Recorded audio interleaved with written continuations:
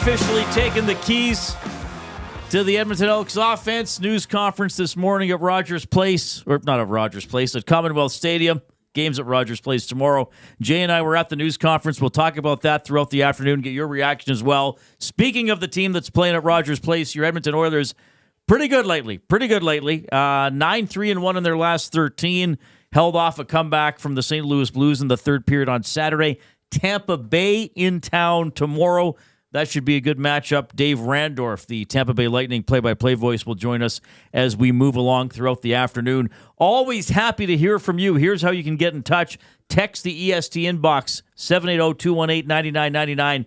Email Reid at edmontonsportstalk.com. Jump into the nasty chat on YouTube. Converse with us and with each other, which is always fun. And give us a thumbs up if you are there as well.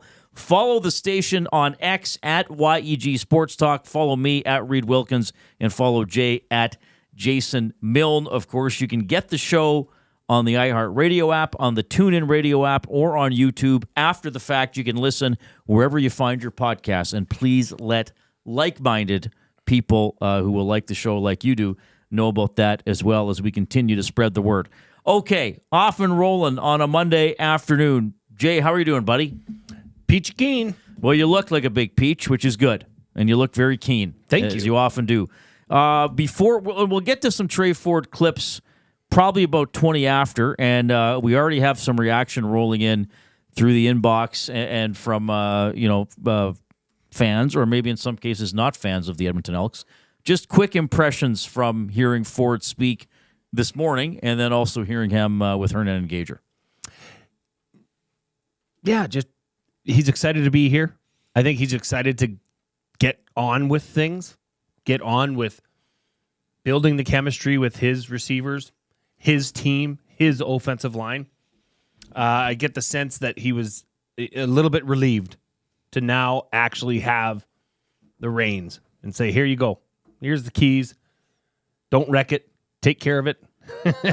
Try steer this ship. Try get us into first place. I think this was inevitable. I think seeing what was happening and seeing the attitude and the culture that's already been created at Commonwealth, I think the Tre Ford signing was inevitable, but nice to get it out of the way and get moving on with the offseason.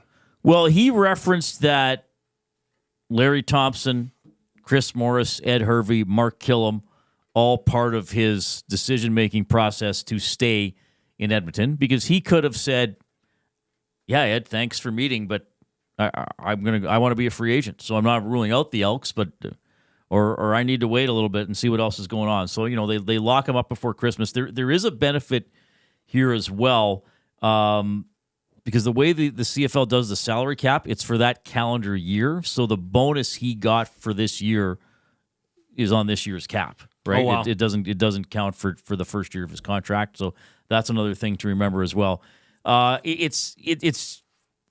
There's mostly optimism about, everything trickling down. Owner, president, GM, coach, and now quarterback. The face of the team, whether Tre Ford likes it or not, and I think he does like it, but I asked him about that today. You're the guy.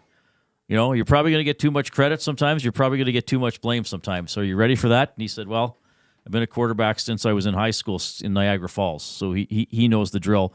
I walked into the stadium with someone today who feels very good about the direction of the franchise. Was critical of things over the last few years, and we're not going to beat that horse over and over again. But you hope this is one day we'll look back on this offseason and say, well, that's when it started. That's when they put some things together. Yeah. That's when they didn't just talk the talk, they walked the walk about longevity and continuity and success on the field and putting people back in the stadium and being a part of the community. And as the guys were talking about before us, Tre Ford's going to be living here come January. Yep. We saw Niles Morgan in the dressing room today. He lives here year-round. We know there are other players who do. They want more of them to do that. So you hope maybe it's a nudge in the right direction. Now, if they're 0-3 on June 30th or whatever, we'll be having a different conversation. By the way, I believe we're getting a schedule this week for the Canadian Football League. But there is the sense of a shift, and even just basically What are we, about a month since Chris got hired? I mean, there's the sense of a little bit more focus and stability. So you just hope that continues. Well, and look, here's the thing, is that the quarterback in the CFL is the most important position on your team. Right. If you don't have a quarterback, don't even bother. And that's how that happened last year with the Elks. But you don't know who you can go out and get, and you don't know what tools you need to go out and get until you have that quarterback in position, signed, locked, and ready to go. So now Ed Hervey, GM, can go out and find the tools to protect Tre Ford, because offense and defensive line, that's where it's going to start. That's where this team needs to focus. There's 6 free agents on the O-line, 6 free agents on the D-line. Well, that's the whole O-line pretty much. A lot of starters. These aren't just practice roster or backup. These are starters. Obviously, some will come back, but there's going to be a lot of new faces here. And now as a GM, Ed Hervey can go out and say, okay, this is who I need to protect. This is the kind of offensive line I'm looking for. But mark my words, that defensive line is going to be upside down. There's probably not going to be that many faces back, just because the simple fact that they did not get enough job or done last season. The only time they were able to put pressure was when they were blitzing. Right. That's not good enough. You need a defensive line that can get pressure without a blitz package. Well, you know my theory on that. You need a rush end. Yes. Or a game-changing I guess it can rush come end. from, but you need a sack master. Yeah. So to speak. Willie Jefferson, sometimes right? It's an internal guy, but usually it's a rush end. I think back to the championship teams in 03 and 05. One had Alfred Payton, one had Joe Montford. Yep. They could just get to the quarterback. Because in this, and I've quoted this before, in the CFL, if you get a sack, it's something like 93% the opposing team does not score a touchdown on that drive. Maybe they'll still get a field goal, but obviously if you get a sack on first down, you're making second and long, and if you get a sack on second down, it's kick time. It changes the whole dynamic, because now you're having to double team one player, which opens up more real estate for the other players. And it was lacking. It was lacking on this team last year. So I am quite certain that Ed Hervey will be addressing that need. All right. So we'll hear more from Tre Ford coming up in a few minutes, some clips from today, and we'll get some of your feedback as well. 780-218-9999. I know some stuff was coming in. I got some emails even before the show that I flipped over for Jay to read, and we'll compile some of your feedback about the Elks and about the Edmonton Oilers, who, as I mentioned, are 9-3-1 in their last 13 games. And we'll dive deeper into Saturday night and today's practice. Arvidsson's still out.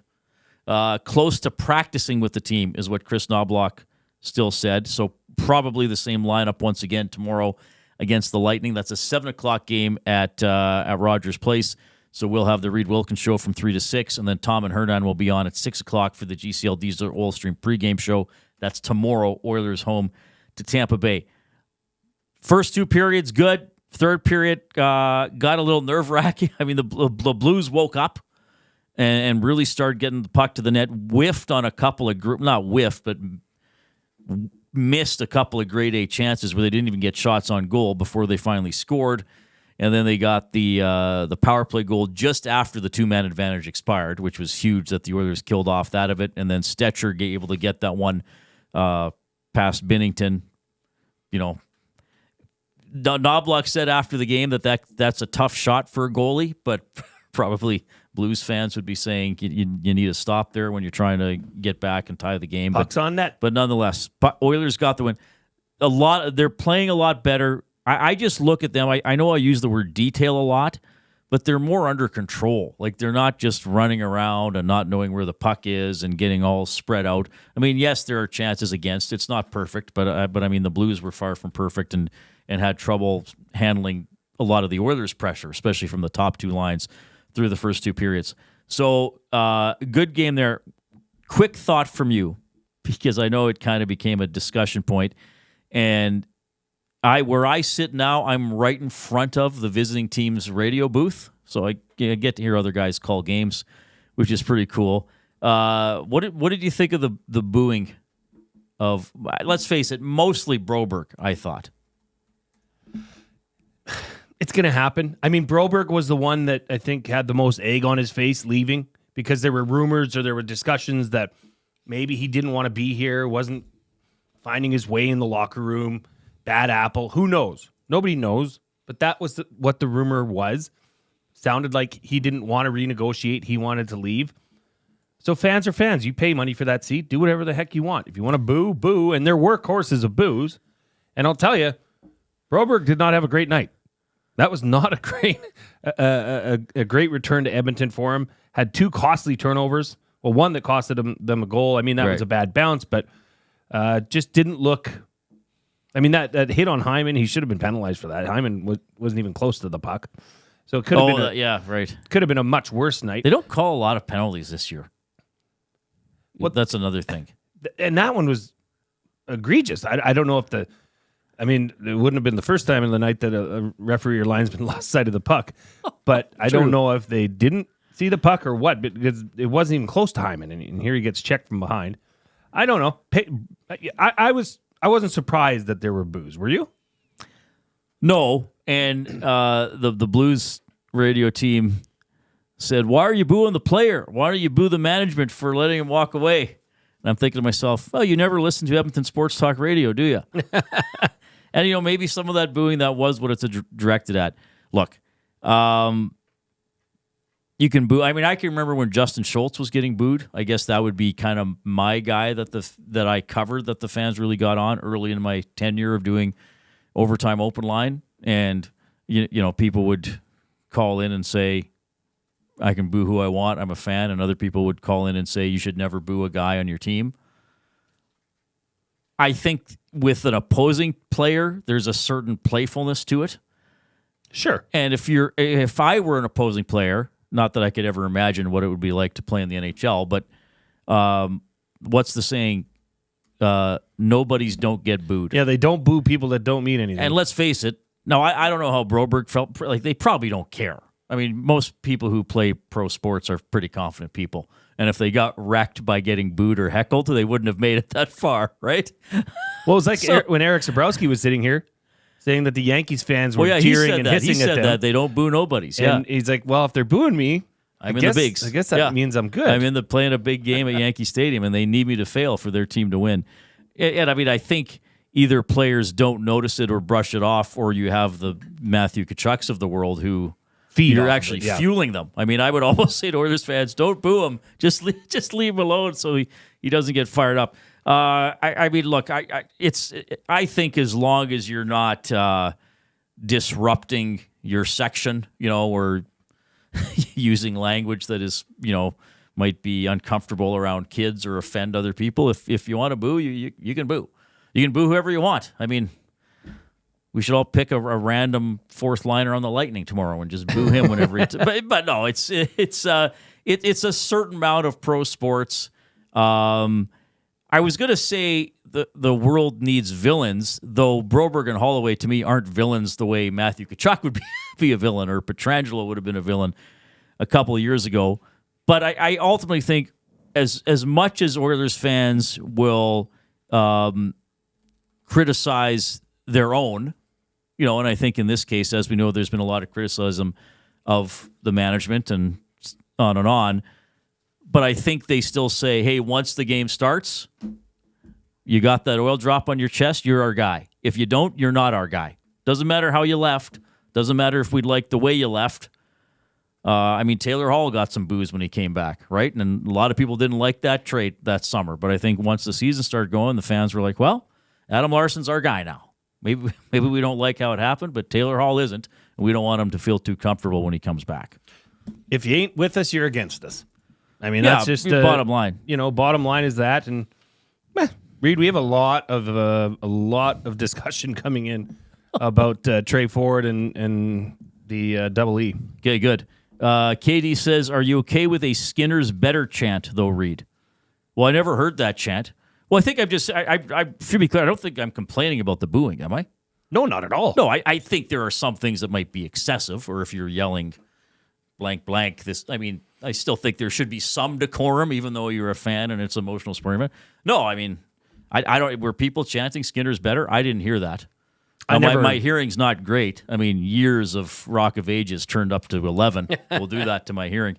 By the way, we're camped out in the James H. Brown studio. James H. Brown Personal Injury Law Firm, the heavy hitters of injury law. With over 200 years of experience, James H. Brown will get you the settlement you deserve.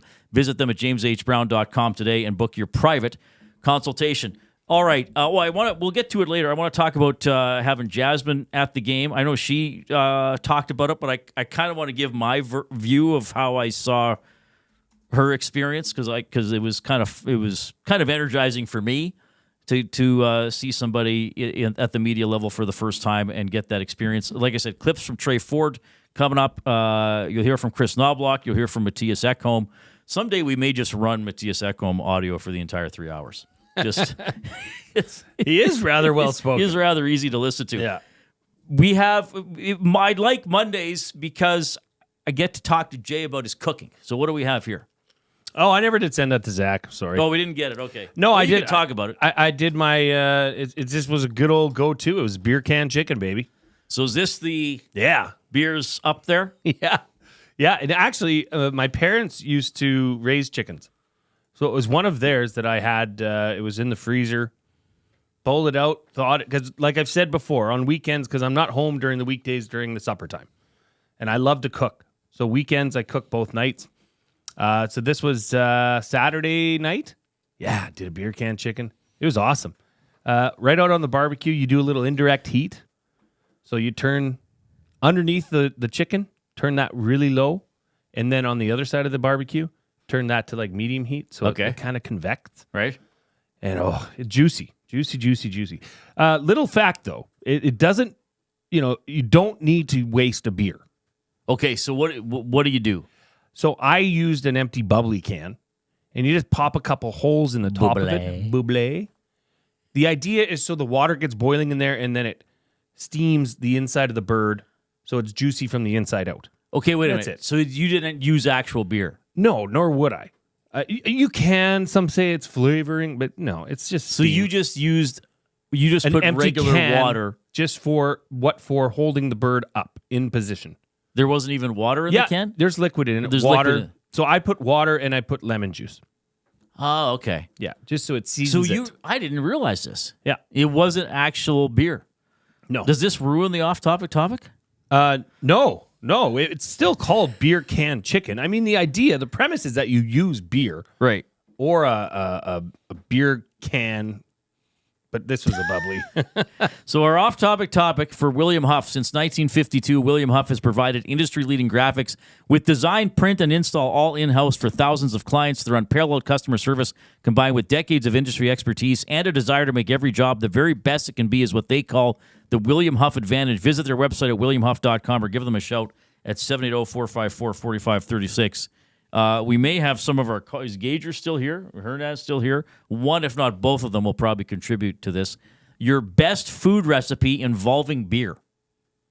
Your best food recipe involving beer. So maybe you've done something like Jay with a beer can, or beer battered stuff, or beer in a sauce, or a beer dip, or a beer shampoo. Sorry, that's not a food recipe. Your best food recipe. Shower beers involving are beer. great beers, though. You ever had a shower beer? I've never had a shower beer. It usually comes into play on vacations. If you're away, let's say, for instance, our ski trip that we go away to in March. You have a long day on the hill, you come home and you shower, and you have a beer on the go in the shower with you. Lovely. Doesn't it give water in it? Well, you put it somewhere where it won't. And if it does, Yeah, I guess so. a little shower water isn't going to hurt anybody. Big deal. All right. Iwanek says, use the beer, you coward. And yeah, okay, so I'm getting ripped here for not using the beer. I should have just lied and said it was a beer. Unfortunately, I have integrity. And it doesn't... If I was to make one with beer in it, it would taste exactly the same. Really? Any alcohol steams off and burns off. It's just going to be water. Okay. I guess it would be hoppy water. Hoppy water. Yeah. As opposed to happy water. Well, hoppy water As opposed is to happy water. pop. Remember, were we talking about that a few weeks ago? See, we're starting to develop a history for the show. Remember that time we talked about, were we talking about happy pop or the pop shop pop? Pop shop, We were. SHOPPE. PPE, yeah. I'm going to start spelling my name like that. REIDDE. What's your name? Reid? Oh, trust me, there are. I guarantee. Well, see, Reid is not. It's not a real, one of these new age names. But there's now kids called Jason, and they spell it JEIGHSON. You know what I Say mean? that again. Jeigson. Jason.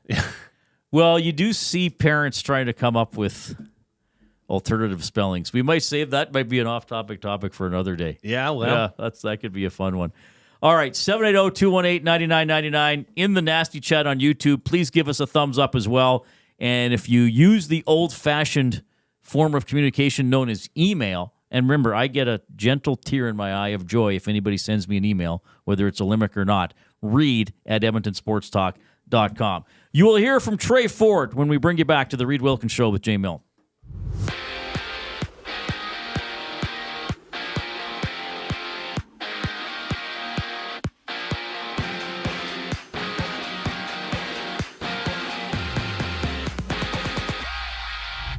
A three-game slate has the Canadiens battling the Ducks, of Rangers facing the Blackhawks, and the Red Wings hitting the ice against the Sabres. And the Avs have traded Alexander Georgiev, Nikolai Kovalenko, a 2026 second-round pick and a fifth-round selection in next year's draft to the Sharks in exchange for birthday boy Mackenzie Blackwood, Giovanni Smith, and a fifth-round pick in 2027. And out east, former Oiler Brad Malone has been promoted to the interim coach status of the Oshawa Generals after head coach Steve O'Rourke was relieved of his duties. And Monday Night Football has the Cowboys taking on the Bengals with Lieutenant Eric down at the Century Casino Sports Bar and Lounge at 6:15 for the action. In the NBA, the Raptors meet the Knicks for the lone game in the association. This sports update is presented by Paramount Flooring. Proudly family-owned and operated for 33 years, Paramount Flooring is your full-service flooring and tile supplier. Whether you're a homeowner, renovator, or builder, Paramount Flooring provides the flooring to fit your lifestyle and budget. Visit their showroom that's open 7 days a week at 10707 184th Street. Paramount Flooring. Flooring for the life that you live. Reid and Jay continue their show after the break. I'm Zachary Kubish, and you're up to date. GCL Diesel has been serving oil country since 1972. From diesel cars to SUVs to pickups. From farm tractors to school buses to a big rig. From diesel generators to forklifts, GCL can test, troubleshoot, and repair all diesel fuel system components. Whether it's injectors, pumps, turbos, filters, or additive, GCL has the parts you need to keep your diesel running the way it should. For genuine diesel parts at wholesale prices, visit GCL Diesel in the West End or online at gcldiesel.com. GCL Diesel. Diesel understood. Food Sausages makes their meat with nothing but the best local ingredients. From chicken, beef, and pork, their gluten-free sausages are packed with flavor. Every single bite. Get a 10% discount when mentioning Edmonton Sports Talk in-store or use the code EST when shopping online at foodsausages.ca. Plus, you get free delivery on orders of $100 or more. Find them at 6736 99th Street. Food Sausages. You can't beat our meat.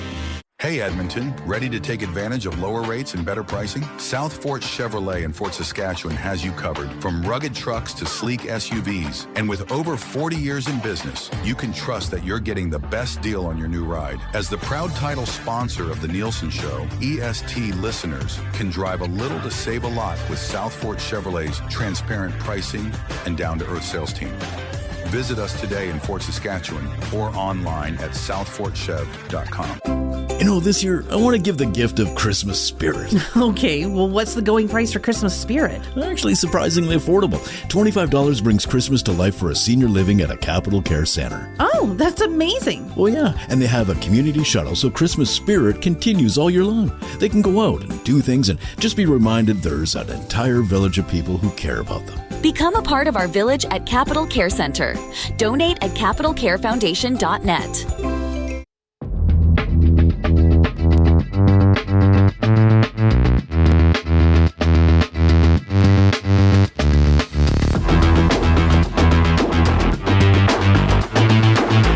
All right, we'll get to some comments from Elks quarterback Tre Ford in a couple of minutes. Oilers getting ready to face the Lightning tomorrow night. Our off-topic topic for William Huff. Best food recipe involving beer. Hambone says beer braised pork belly is money. And with a handle like Hambone, I would expect a pork recipe. Hambone. What a name. The Big Uke. My favorite recipe with beer is cooking anything and drinking a beer. Okay. And Big Maple beer braised short ribs are legit. So I guess sort of anything beer braised would be good. There's like pretzel dough that you can make. Okay. And you can use beer instead of water. Like a Hefeweizen. Like Right. a white I love beer. how you got into that. Hefeweizen. Beer battered fish comes in from Lars. That's true. Oh, yeah, that'd be good. Yes. Max Bezozu. My favorite beer is alone in the restaurant during a business trip using my per diem. Mex had a outstanding movie reference on Hernan and Gager's show, but I can't remember what it was already. But I know it was really good. May Mex, thank you for your participation. Corey B sent in a limerick about Mark Killam. Here is an Elks limerick. Mark Killam, a coach wise and keen, recruited a talent, a football machine. With Tre Ford on board, a future assured, and Hervey's keen eye, a winning scene. Oh, pretty good. Not Pretty bad, good. not Trying to bad. use some different words and rhymes. Yeah, it was, you know. Corey B, pretty good. I love how Coob's all over that music now. So is it always running in the background and he just turns it up? If you could listen to an Edmonton Sports Talk channel of things that aren't on air, would you just hear that music for 24 hours straight? We could. Is just that what run we that. play after 6 p.m. Yeah. if we don't have a Friends of EST show or a hockey game? That would be It's just fun. that music over and over again on a loop. Okay. Have you ever had beer cheese? Yeah, I think so, but I can't remember. Next time I'm on White Ave, I'll go to the cheese factory and get some beer cheese. Okay, cool. But you need to fry the beer cheese. You don't just you don't eat eat it string raw? cheese. You cut it into little pieces and you fry it just on your stovetop. It turns into the most magical, tasty, salty treat you'll ever have. I like the salty stuff. I wonder if we can do them here. Maybe I'll broil them. That's what I'll do. Well, do we have a burner we could put here? Sure. Maddie has one, actually. Yeah, a Maddie portable has, burner. what does he call it? A hot pot? No, it's like what are they actually called? like a tailgate style. Hot burner. plate? A hot plate. There you go. Thanks, Coob. Thanks, Coob. You're all over that, baby. Shotsky Jerry says beer and chili. Maybe like a stout. Oh, yeah. Mix it all in there? Yeah. That would be pretty good. Making me hungry. Oh, Mex referred to the assassination of Jesse James by the coward Robert Ford, which was filmed, I believe, in and around Alberta. The cheese factory is closed? Say it. No, it's not. But I think, is it Patty's Cheese Market in High Street? So that's not far from where I live. I think that's still open. I haven't been in there for a couple of years. Big Maple, beer, cheese, mustard. Did you read this one already? Beer, cheese, mustard with a soft pretzel. We need to stop talking about this immediately. We're getting everybody very hungry. The cheese factory apparently is closed. No. I can't picture where it was. Was it right on White? White Ave. On White? On White. Just, where you turn to go north to the Faculté Saint-Jean? Oh, it's down that end. Like right there. there. More Bonnie Doonish. Ish. Okay. Right across from the Valley Village. There used to be a bar there called Honest Murs, just down the 3 doors down. And then he got caught, and now it's He wasn't so honest. Oh no, we should say that. I don't We don't know the guy. I don't know anything about Mr. Murr or Murr, the Merman. Quick side note here: our leader and mentor Dustin Nielsen has posted this on Twitter instead of listening to the show. Thanks, buddy. He says, "I need 63 points to make the playoffs in one of my leagues tonight. I have Jamar Chase, Cooper Rush, and Rico Dowdle. Will I make it? Yes, no, or nobody cares." Guess what I voted? Nobody cares. Yeah, I voted nobody cares. I think he will make it. Rico Dowdle's been coming on strong. And it's the Simpsons game tonight. Oh, is this the one? You'd Yeah. like this. No, I don't like it. I want to watch Why? real football. Well, I you don't can need the watch both. Simpsons play along. You can watch both. It's going too far. It's on Disney Plus and ESPN Plus. So it's like I'm going to have to check it out because why not? I mean, if you're watching Simpsons characters, So they do the animation of the game Simpsons style. yeah, but it's like live. The players Yeah, are all it's going along. monitored, and they did this with another. Well, didn't they do a hockey game with they all had big heads or something like that? Something. I thought they did an NHL game like that. By the way, if we're gonna talk fantasy, guess who has Josh Allen in his quarterback? Oh, Reid Wilkins from the Reid Wilkins Show. Yeah, nobody cares. 61.88 points last night, sweethearts. Well, I got to listen to everybody else's so I could throw in a Josh Allen. I got nothing to say. My team stinks. I lost by 1.5 points. Sorry, I had to say it. Well, apparently Patty's is closed as well. Well, What's up with these cheese There's places? nowhere at Edmonton to buy cheese, everybody. Please don't panic. Well, that's when you'd say, hey, I should open a cheese store. No, Well, you clearly probably not. shouldn't. Clearly, well, the Patty's was there a long time, though. I think. I thought it was still open. What do I know? Thank you, Lars Y. Okay, 780-218-9999. Hop into the nasty chat on YouTube. Please give us a thumbs up as well. You can email Reid at edmontonsportstalk.com. Bronco Nick sent me an email just to make me feel better.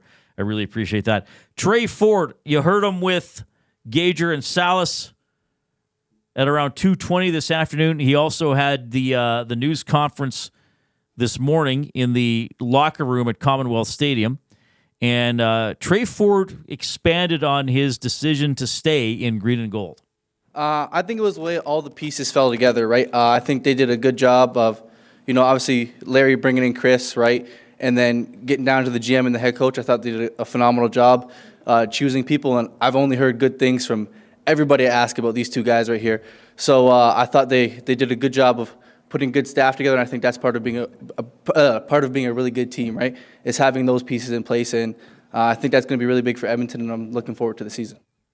All right, so that's a little bit of Tre Ford, and we mentioned that earlier that he referenced ownership and management and the coach as why he's deciding, okay, cool, I can stay here. I can play for the Elks.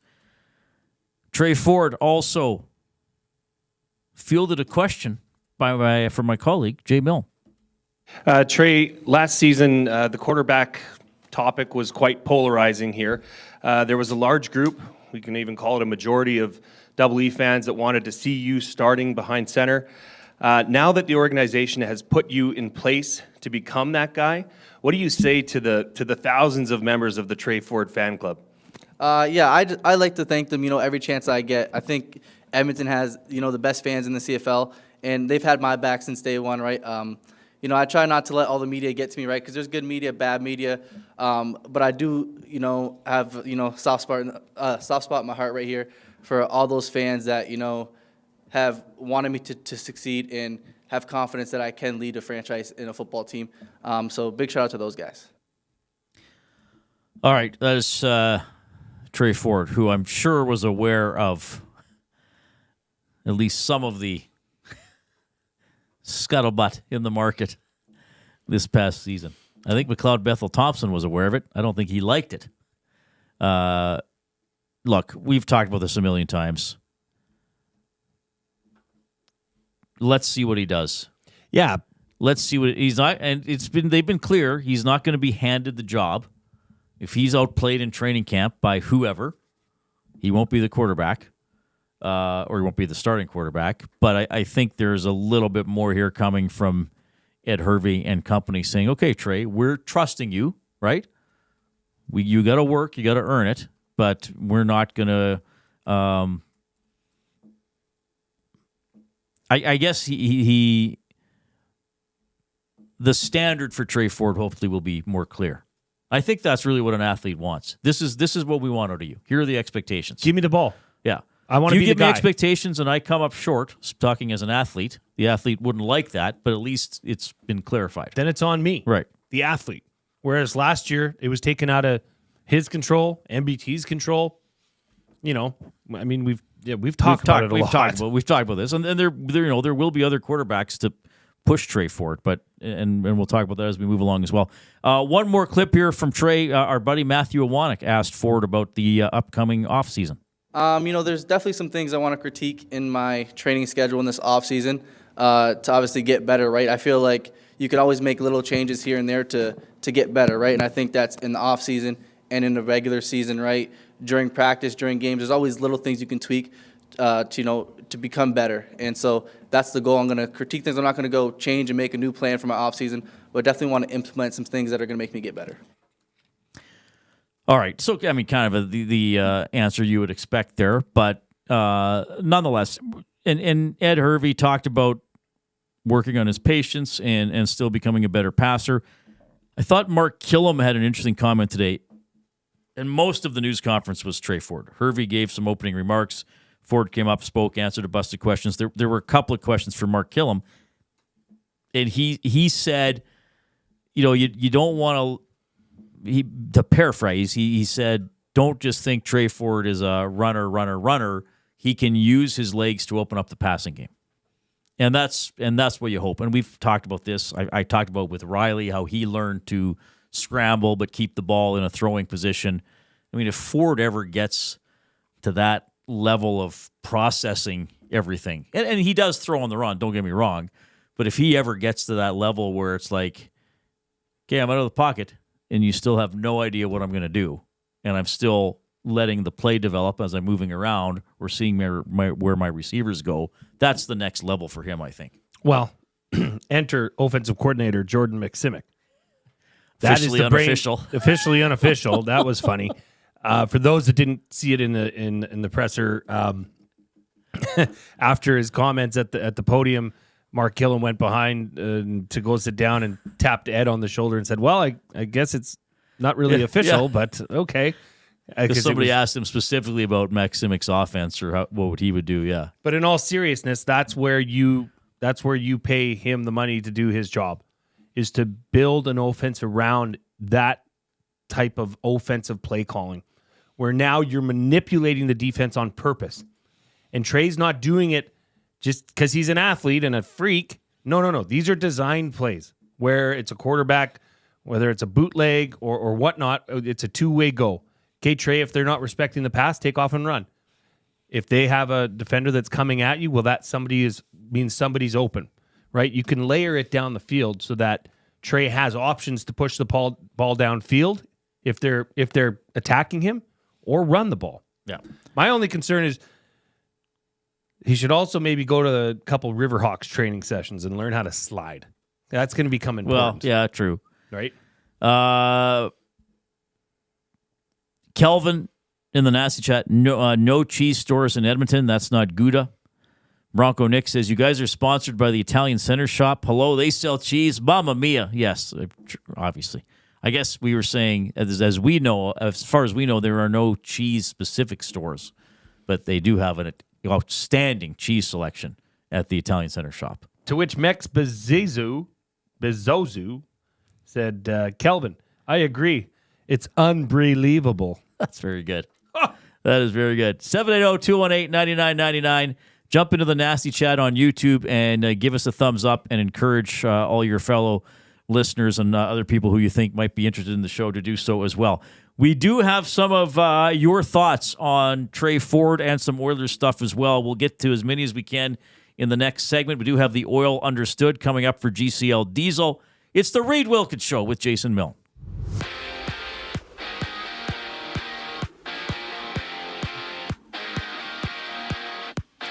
Just 3 games in the NHL with the Blackhawks battling the Rangers, Red Wings meeting the Sabres, and the Ducks facing the Canadiens. And the San Jose Sharks have traded Mackenzie Blackwood, Giovanni Smith, and a 2027 fifth-round pick to the Avalanche in exchange for Alexander Georgiev, Nikolai Kovalenko, a second-rounder in 2026, and a fifth-round selection for next year. Out east, the Oshawa Generals have fired bench boss Steve O'Rourke, with the team standing first in the OHL's East Division, having former Oiler Brad Malone taking over as the interim bench boss. And Week 14 of the NFL wraps up tonight with the Bengals kicking off against the Cowboys, where you can join Lieutenant Eric at the Century Casino Sports Bar and Lounge on Fort Road for the action, while it's the Raptors hitting the court for the lone NBA game, tipping off with the Knicks. This sports update has been brought to you by Wheelers RV and Boat Storage, conveniently located 10 minutes west of St. Albert. Wheelers RV is your safe and secure place to store your RV, boat, or whatever it is you want to store. Visit them at wheelersrvstorage.com to take advantage of their limited time offer. Buy 6 months and get one free. Go to wheelersrvstorage.com today and get your storage needs taken care of. The Reid Wilkins Show continues after the break. I'm Zachary Kubish, keeping you in the loop. You want the heavy hitters on your team, both on and off the ice.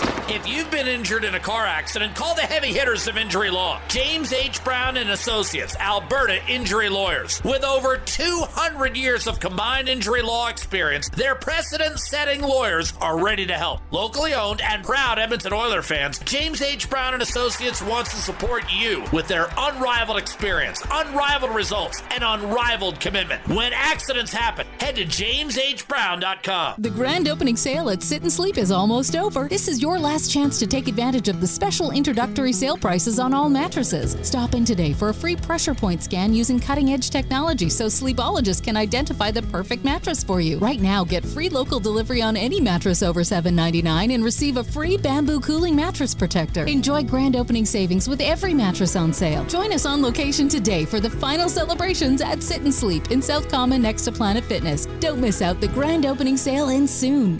Gallo LLP is an Alberta-based accounting firm with expert chartered professional accountants in both our Edmonton and Sherwood Park accounting firms. Our experienced and innovative accountants provide financial advice that saves our clients money. Simply put, we help our clients protect their assets and grow their businesses. At Gallo LLP, they go beyond the numbers to ensure the continued success of your business. Reach out to Preet or John to discuss how they can help your business grow. Visit gallollp.ca today and see how they can help you take your business to the next level. Tommy Gunn's Barbershop is more than just a barbershop. It's a top-notch, tailor-made experience from check-in to check-out. Get a precision haircut, a classic shave, or a facial to step up your style. Just walk in, relax, and let Tommy Guns take it from there. Find comfort in knowing their team follows the code, which is their commitment to care for you as a customer. Check out Tommy Guns today, in-store or online at TommyGuns.com to bring out the best in you. Tommy Guns, where every cut is done right every time.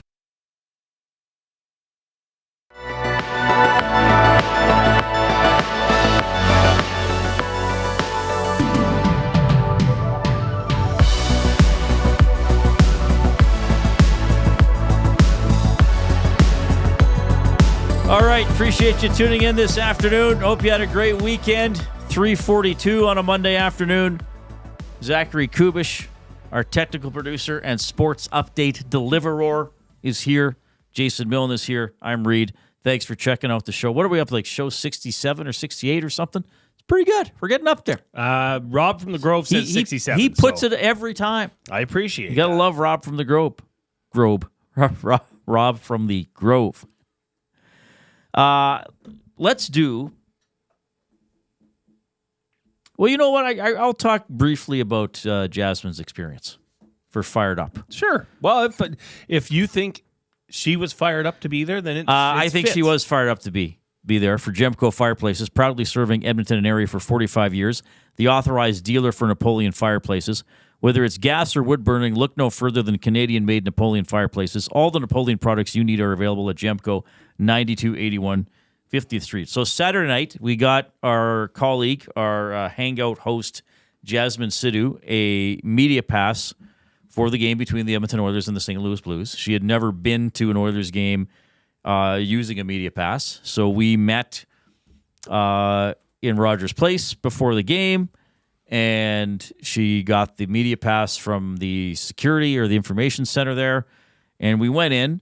And I got to admit, Jay, I was nervous because I wanted Jasmine to have a great experience. And for me, going to these games and doing this as part of my job has become part of my routine. Now, I realize I'm very lucky to do that, but once you do something for a while and it's part of your day-to-day task, I don't sit there thinking, oh my God, I get to go to an Oilers game tonight and sit in the media center. And for the last 11 seasons of my life, there was a lot of work on game days, So I thought, man, like, what am I going to show her that she really thinks is a big deal? So I thought, well, just show her stuff. So we went in, and I said, okay, here we are in the big staging area, and there's the Zambonis, and that's how you get to the downtown community rink. And I said, there's the Oilers. We'll go there after the game. That's the hallway to the Oilers dressing room. When I go to practice, here's where I walk, and I go up these stairs.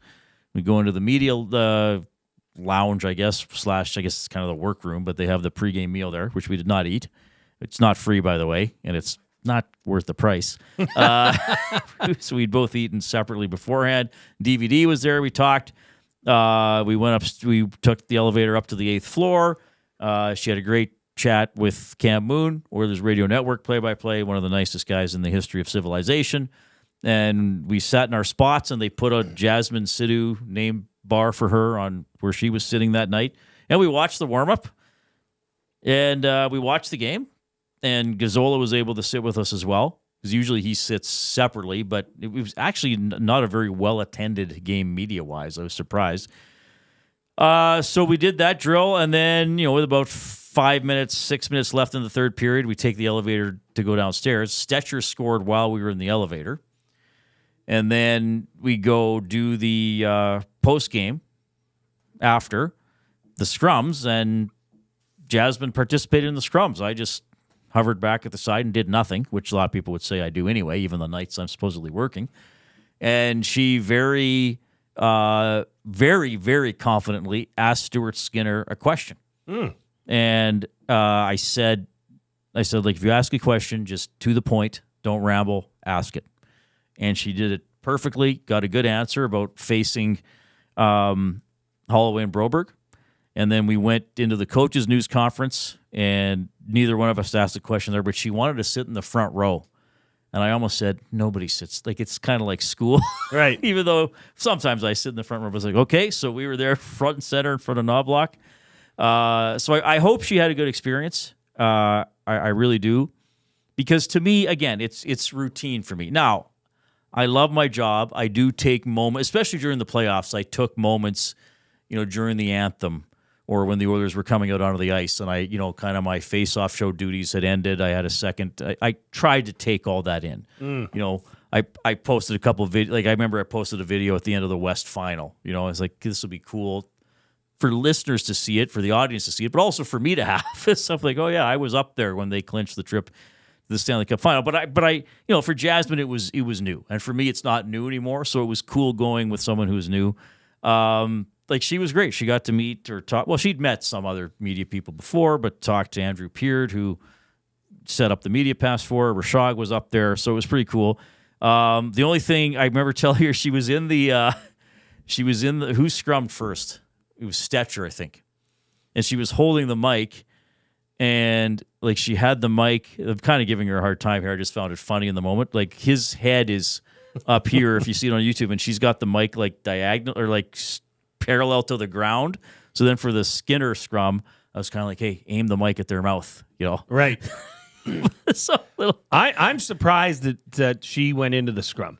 That would be intimidating to do. Sometimes it still is. Yeah, I bet. Depending, and I mean, thankfully that the Oilers had a victory that night. Otherwise, it would have been a different vibe in the locker room after, which would have made it even more uncomfortable or intimidating. They would have been less.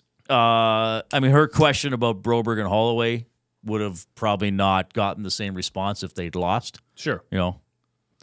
But maybe that wouldn't have been asked, right? Yeah, but then you probably steer away from that and talk more about the game and stuff. So that's interesting. I hope she had a good experience. I hope she goes again. I know you want to go just to see it, right? And see what me and Tom do, how little we do every day. Well, don't sell yourself short. You're analyzing the game.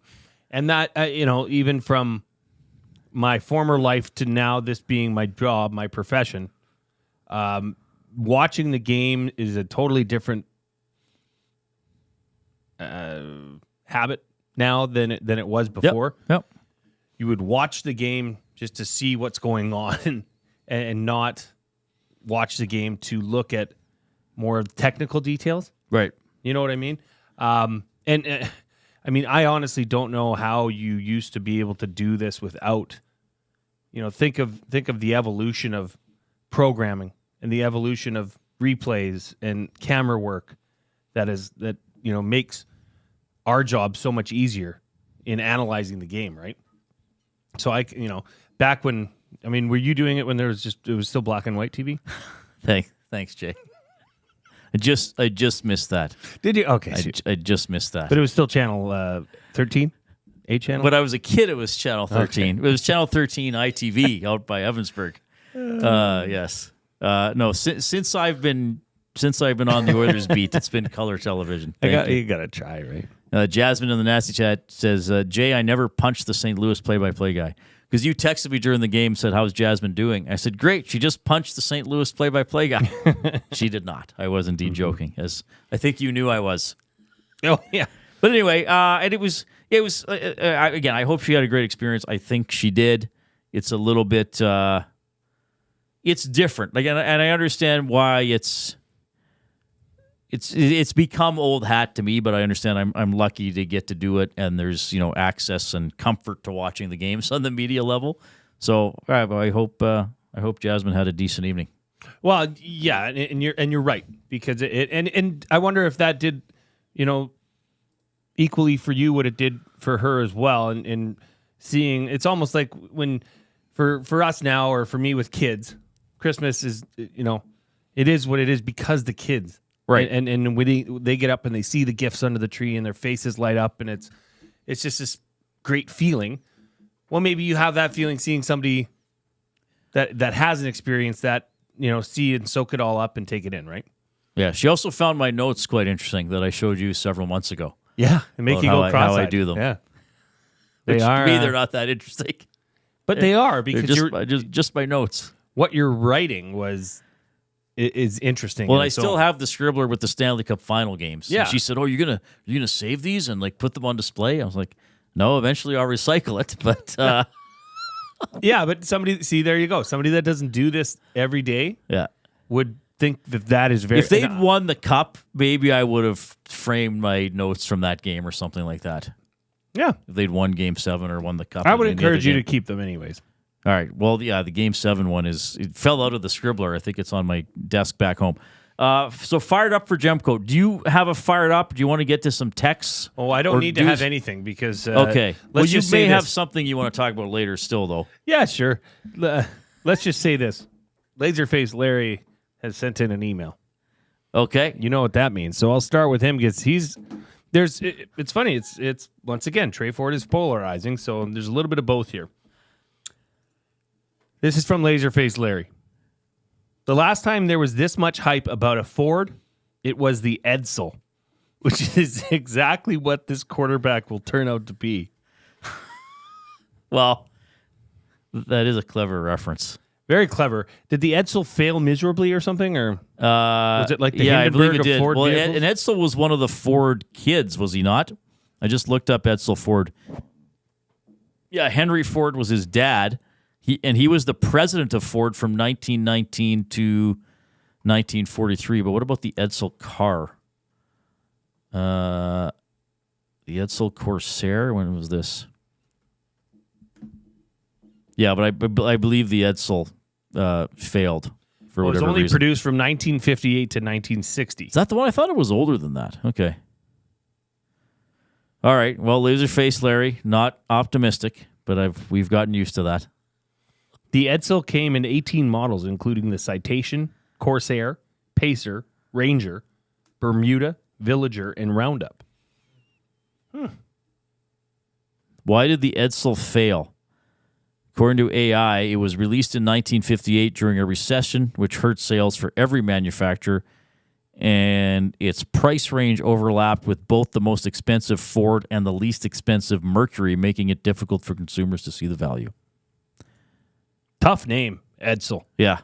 I mean, that's just Actually, I've never heard of anybody named Edsel besides Edsel Ford, speaking of names, or the car. Edsel Ford. I mean, that's kind of a silly thing for Mr. Ford to think that his kid's name is so great. He's good because the kid Henry was dead by the time the Edsel car came out, I believe. We used to name pieces of furniture. Henry was long dead. Yeah. We used to name pieces of furniture for our kids. Like we had the Grace bunk bed and the Faith sofa series, but I would only give their name to product that I knew would be a hot seller. Oh, right. Because you never would want your kid to have that's a good idea. A bum of yeah. Oh, yeah, we got all these roses in the warehouse. Can't get rid of them. A bunch of dog beds. Yeah. Never a good thing. All right. Well, that's a good way to start off the text email portion of the show. Let's hope the Elks don't waste the next 3 seasons of Ford like they wasted the first 3. Injuries aside, his development was derailed by inept coaching and the refusal to let him learn on the job. If the Elks sign a veteran backup, will Killam be able to trust Ford, or will he go with a more experienced hand? That comes in from Danny. Yeah, we've talked about the last 3 years quite a bit. I don't know if we need to do too much on that. If the Elks sign a veteran quarterback, okay, so I think what he's saying is that some coaches, we'll see how Mark Killam behaves, but some coaches in general, I guess, get criticized. You don't give the kid the chance. You keep rolling out the same old people that can't do it. So if they now, who's out there? Fajardo and Mazzoli maybe are candidates. So is Killam? Yeah, Fajardo's going to be too expensive. Mazzoli would probably fit the bill, and he's mobile.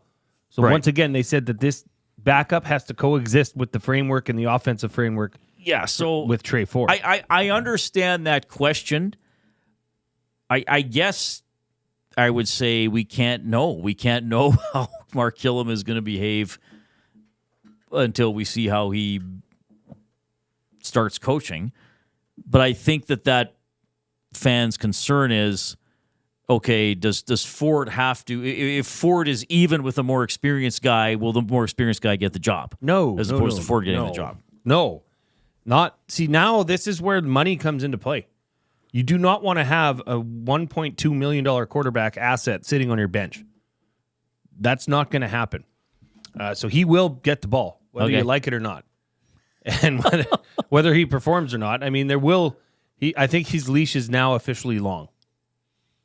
But keep in mind, this is a different team. This is a different offense. This is a completely different organization. Right. Hey, there's 140 people watching right now. If everybody hit the thumbs up, it would be bonkers land. We'd set an instant record, right? What was our prior record? 139. In show is 139. Yes, in show 139. Last Tuesday. Let's do it. Yeah, let's go for it. What do you say, Reid? Say sure. I say sure, everybody. Listen to how enthusiastic I am and all the joy I'm feeling. Oh, come on. You do.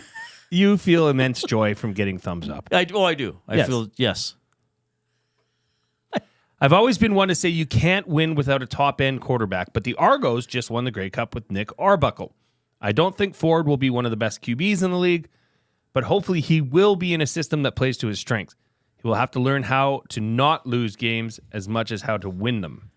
Which I think, who's that from? That's from Randall, sorry. So I think Randall is going along the lines of what Mark Killam told us last week, that you need your quarterback to manage the game. Manage the game, yeah. So we know that Ford can make plays. We know that he can exploit certain types of defenses. We know that he can get away. Can he be now I know Collaros, didn't win the Grey Cup, but can he be the quarterback that understands, okay, this game might end 16-14, like that game against Winnipeg where he threw that bad pick. That's the exactly type of thing I think Randall's referring to. Yes. In that situation, don't lose the game. Situational Recognize punting might be better than forcing something. Yeah, and it just reminds you of exactly what Killam said, right? And how he broke that down, which I thought was quite clever, because he almost disdains the word. He doesn't want to say game manager because it pigeonholes you as a quarterback. But somebody and a team, that's not just a quarterback. That's a system. That's a team. That's a philosophy. That, hey, this is the way this game's going. We need to know what to do in this situation. All right, let's save some of those, Jay. We'll have more texts on Tre Ford and the Elks. That's good. I'm sure we'll have some on the Oilers as well. We do have the oil understood coming up for GCL Diesel. You'll hear from Knobloch and Ekholm. Here comes Zachary Kubish after these words with a sports update.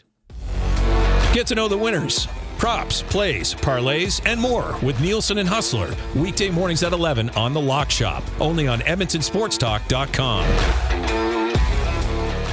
Conveniently located 10 minutes west of St. Albert, Wheeler's RV Storage will provide you with safe, secure storage for your RV, boat, or whatever you need to store. Open 7 days a week with gated keypad access and extra large stalls. Now is the time to take advantage of their limited time offer. Buy 6 months and get 1 month free. Now's the time to go to WheelersRVStorage.com. That's Wheeler's RV Storage. Safe, secure storage. Visit them today at WheelersRVStorage.com. Celebrating 70 years in the signage industry, William Huff Advertising is the most recognized name in the game. an in-house one-stop shop for all of your design, print, and installation needs. William Huff provides quality graphic solutions for everyone. Here in our City of Champions and throughout the nation, they are the preferred signage partner entrusted by many of the biggest corporations, pro sports teams, and organizations to bring their identity to life. Recognize the name, get in the game. WilliamHuff.com. The Canadian Ice House is taking your sports experience to a higher level. Trackman golf simulators are now open at the Ice House, an immersive and realistic golfing experience in the heart of downtown Edmonton. Visit in-store or at thecanadianicehouse.com for details. Don't feel like working? Join the Hangout. You never know what you might hear. Weekday mornings 9 to 11 on EdmontonSportsTalk.com.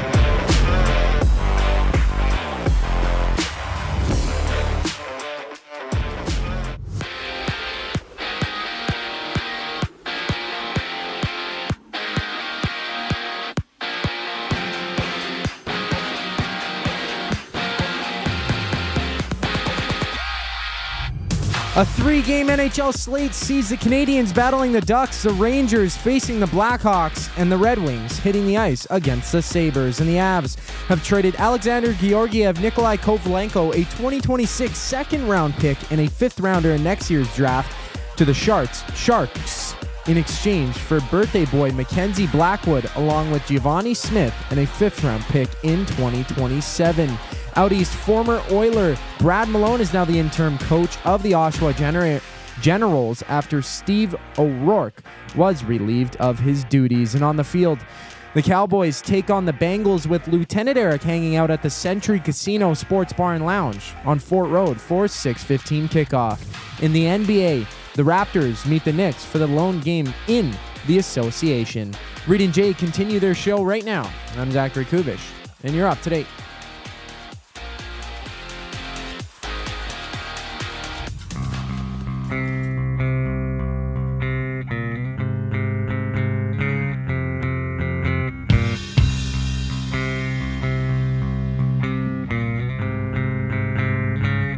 All right, appreciate you tuning in this afternoon. Portions of this hour presented by Canadian Brewhouse. Wing Wednesdays, unbeatable at the CBH, only 69 cents each, and a mountain of flavors to savor. Flavor of the month for December is maple rosemary. I wonder if they have beer can chicken. Beer can chicken wing flavor. Do that wing thing every Wednesday at the Canadian Brewhouse. Our off-topic topic was best food recipe involving beer. We got a lot of beer battered stuff. Yeah, well, they're instead of water or milk, use beer. Makes your pancakes real fluffy. Oh wow, that's from Rob in the Banks. In the Banks, Rob in the Banks. Now he's also Rob from Sturgeon County. For maybe he's on the banks of Sturgeon County, or maybe he goes around to a bunch of banks. Maybe Rob's Banks. Maybe Ocean's 11, baby. Rob and Banks. By the way, the original Ocean's 11 from 1960 was on some channel yesterday. Yeah. My dad and I watched a few minutes of it. I always get excited to watch it. There wasn't a single building over 3 stories high. And it wasn't the Strip. It was Fremont Street. Right. Yeah. Vegas looked very small. Is it exactly the same storyline as the new Ocean's 11? I don't know. Well, they rob a casino or casinos. So I don't know how close it is. I've gotten super, because Ocean's 11 is one of my top movies. I love that movie. Right. So I've seen it on the guide, and you click onto it, and it's the 1950s version. Oh, God. Back Sinatra. Back to the Simpsons Monday Night Football. Sully says, my father-in-law makes a delicious Guinness Moose stew. Oh, yeah, I've heard about that, putting Guinness in stew. That would thicken it up. Cal in St. Albert says beer instead of water for pizza dough is unreal. Oh, wow, okay. Well, beer would have yeast in it, or, sugars and yeast that would add to the rising action. And we've got another limerick here from Scott on a hotel balcony in Beaumont. Scott on a hotel balcony There's no hotels in Beaumont. Why is he vacationing in Beaumont? Maybe there are. I think the boys on the morning show had a discussion about hotels in Beaumont. Oh, did they? Okay. The Elks made a move quite bold with Tre Ford, their quarterback, gold. A 3-year extension to fuel their ascension. In Edmonton, his legend unfolds. That's really Fantastic good. work, Extension Scott. and ascension. Yes. Nice going. That is some nice going. That's some Eminem style rhymes going on there. All right, let's do a few more texts, emails, whatever, before we get to the Oil Understood, because you said there's lots. Well, do you want Oilers or do you want Elks? Well, let's do 2 or 3 more Elks, and then we'll get into the Oilers news today or comments from today. I like this just because his name is Cabernet Cam. Tre Ford is like a fine wine, ready to be uncorked, poured, and enjoyed. Well, let's hope so. Thought that was good. This one is a negative Nelly. Shows what a sad state the football team is in, that there is excitement about a quarterback with a losing record who has 0 wins against a good team. He'll be the backup by Labor Day. That comes in from Buzz. Buzz, you're correct. But there's now, and you're right, but he didn't get afforded the opportunity to try and take that victory from in the rematch against Winnipeg. This is a team that's going to build an offense around him now. You've never seen this version of Tre Ford or this version of an offense with Tre Ford. Jordan McSimic is probably one of the brightest in the game at scheming, and which he'll do. He'll get in that laboratory of his and cook up an offense that works with Tre Ford's capabilities. So I don't think although it's true, I don't think it's fair moving forward. Fair? Yeah, I mean, here's the thing. When you do a show like this, there are a lot of people with a lot of different opinions. And I think you and I have both said, a lot of optimism, you got to do it on the field. So I get why someone would say that. How good has this quarterback been? Fair enough. I would also say, okay, your choices with quarterback are limited. You're not getting Zach Collaros or Chad Kelly or whoever. So they didn't trade for VA. Now I get, some people might say Ed should have traded for VA. Then everything's power to trade Ford for VA. Whatever, trade his rights. I get it. So then, but once you pick a guy, you got to put that guy in a position to succeed. So they're giving him the money. They're certainly saying, hey guys, Trey, the team's showing faith in you. So, you got to work. You got to be out there. And then the expectation will be that he'll improve and start doing it on the field. And as you said, they'll build an O-line around him to protect him and keep him safe and all that kind of stuff. I get that type of remark, though. Like I don't think that's being I understand it's a negative remark, but it's not.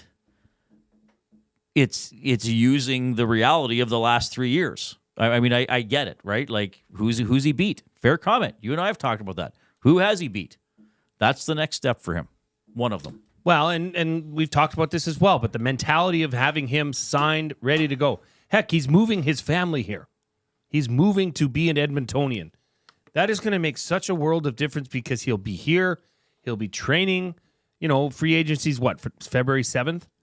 When that team is assembled and they'll be coming here and they'll be training in the offseason together, building that camaraderie, building that team, building that culture. I cannot express enough how much that is going to change the actions on the field. And it starts from the top. Like this, this is such a defining, this offseason, it's such a defining moment for this organization. Well, you hope so. Well, it will be one. Let's face it will be one way or the other. Yeah, and I will stand pat and say that this is a major, major positive for this organization, what they've done. From Chris down, it's been a slam dunk after slam dunk. And Trey would be the most unproven out of that. Even though Killam's a first-time head coach, he does have a pretty good track record as a special teams guy. Yeah, let's do one more. Let's do one more Elks text, and then we'll go to the Oilers stuff. Go to Oil Understood. Do you have one? Sounds like Tre Ford is ready to go. Clearly, the previous regime didn't know what to do with him. I think he'll blossom under Herbie and Killam. That comes in from Macho Nacho. Pretty much summarizes what we just said. Yeah. This is different. He's got people around him that will build an offense. Yeah, and I think as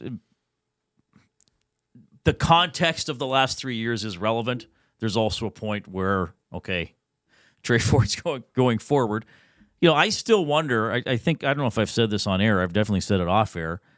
If you want to talk about his whole journey, was Tre Ford drafted as a quarterback? Or did Chris Jones think, here's a Canadian that I can use maybe as a slot back or a wildcat type player? That's the whole discussion for another day, perhaps. But he was definitely drafted as a quarterback. You think so? You think Jones didn't have other aspirations to use him differently or change him? Maybe he did, maybe he didn't. But he was drafted as a quarterback to come in and compete because he was a dual threat. And that's how the game is evolving. If you can have a dual threat quarterback that is efficient at both throwing and running, it's a game changer. All right, so the Oilers practiced today at Rogers Place. I did not go because I went to the Tre Ford news conference, but it looks like the same lineup tomorrow night that beat the St. Louis Blues on Saturday. Victor Arvidsson remains out. Head coach Chris Knobloch says he should be able to practice with the team soon. I no longer know what day-to-day or soon means when it comes to Victor Arvidsson. I think, is he up to 13 games missed? I think he is. It's 13 or 14. 780-218-9999, by the way, if you want to text us, jump into the nasty chat on YouTube and continue to give us a thumbs up as we climb towards 100. And we transition to the Oil Understood for GCL Diesel, providers of the best diesel engine components around. From turbochargers to injectors, fuel pumps to sensors, they are the critical engine component experts. Proud to serve Edmonton and Northern Alberta for over 50 years, now a proud partner of Edmonton Sports Talk and the Reid Wilkins Show. GCL Diesel. Diesel. Understood. Okay. Just for this segment here, we have a couple of comments on Darnell Nurse, who I think is putting together a pretty good season. I think we've seen not a lot of huge mistakes from Nurse. I think we've seen him be pretty efficient. I think we saw a great pass to Perry for a goal. Was that the first goal? First goal. On Saturday against the Blues. Darnell Nurse has always been a lightning rod for criticism. I'm going to tell you a secret here. It didn't start when he signed the big contract. I know because I've been hearing about it for a long time. There's always that sense he should do more. He should be better. He should be this. I get it. He was drafted pretty high. He's a very good hockey player. I know he's had decent offensive seasons. He's not going to be the Bouchard on the power play and stuff like that. But I do think Darnell Nurse has sort of looked more like his high-end self, especially as the season has got on. Chris Knobloch earlier today, head coach of the... Sorry, crew, we'll do Knob and then Ekholm here. Knobloch was asked what Nurse is doing well. A lot of his puck play, being able to make the play. He's good at protecting it, and if he's getting checked because he's strong, he can't get pushed off the puck. So when you can't push a guy off the puck, so they check him from the left side or the right side, and you can feel that pressure, and then he can spin off of that, and he's quick that he can move that puck up. So that little tendency, that little skill that he has is very beneficial. But I think all of it stems with his, his reach, whether that's offensively or defensively. Use that in his benefit. Offensively, just being able to get pucks by a checker. And but mostly importantly, is moving his feet. He's fast. He's quick. That he can get by a checker and just skate by him and get it to our forwards' hands usually. All right. So talking about getting the puck up ice through skating, and I also want to get to this clip here from Matthias Ekholm. And look, we know he's very well spoken. A bit of a longer clip, but Ekholm explains things very well. He comments on Darnell Nurse and then sort of gets into the D as a whole. I give him tons of credit. I don't think I would love to say that, well, actually I don't really, because he's the same guy, either he's playing well or not, and that's why he's the leader in this room. He will talk as much when he's playing bad as he is when he's not, and I think that's tells a lot about who he is as a person. He puts the team before himself every night. But I couldn't agree with you more, and I think it was game 10 or something, I saw a different pop in his game. I thought that he was playing really well, and obviously pretty much for the whole year, he's been rock solid for us, and I think he deserves a ton of credit for that. He's played really well. Him and Kulak has been really, really good, because we obviously lost some pieces on the back end in the summer, and we needed guys to step up, and I think those two in particular, and I think the whole decor has done a good job. I mean, we might not have the flashiest of names on the back end, but I think we do a really good job of playing to our capabilities and trying to give the team a chance to win every night. It's more evidence as why I call Matthias Ekholm the dad of the team. You know what I mean? I've said this before. He's just one of those guys I feel as if you were on the Oilers and he said something good about you publicly, it would mean more coming from him than other guys. Yeah. But he's been very quick to praise Darnell Nurse. He gave a very strong clip on Nurse's play last year in the playoffs because he said, he said Nurse might be, his plus minus might not be as good, but he's getting tougher matchups than Bush and I get and starts in his own end more and does a lot of subtle things that aren't appreciated. And because I think Ekholm was aware of the criticism and thought, hell with it. I'm going to stand up for my teammate a little bit here. And let's face it, in the big picture, Ekholm bumped Nurse down the depth chart. Regardless of who's playing with who, Yep. he became the primary left shot D ahead of Nurse. And I just know even when you'd get the pregame rosters before games, used to be Nurse Cece, right? Then Ekholm Bouchard. Eventually became Ekholm Bouchard, Nurse Cece.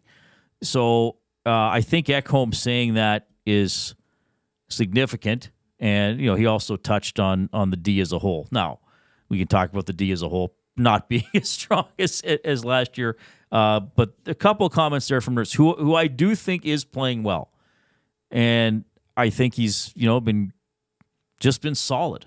And that's really what you want from Nurse. Again, he's not going to have the explosive point totals. I know the one year he scored a lot of goals in the 56-game season year. I think he ate up Ottawa goaltending that wasn't very good a couple of times. But I think he's been having a good year. A player who faces a lot of criticism, some of it justified. I think sometimes it's excessive.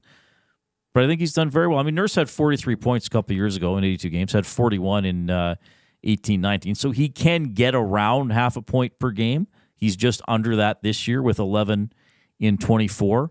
But I think I want to acknowledge that he's been strong. He's been strong on a team that needs him to be strong, given some of the losses they've had on the back end.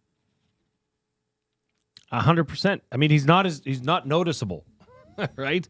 You're not talking about him in the light that earlier in the year there wasn't many Oilers defensemen that were, playing lights out. Right.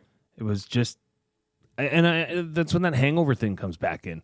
Were they really struggling through that, given their push to the Stanley Cup Finals last year? And yeah, Darnell Nurse had, if it not for that injury, the Ryan Reeves hit where he put him out 5 games or right.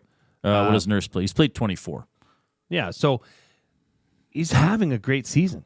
He is not a liability at all. In fact, that's now with Kulak playing as well as he is, kind of out of. Nobody really had that on their bingo card, I would suggest, right? Right.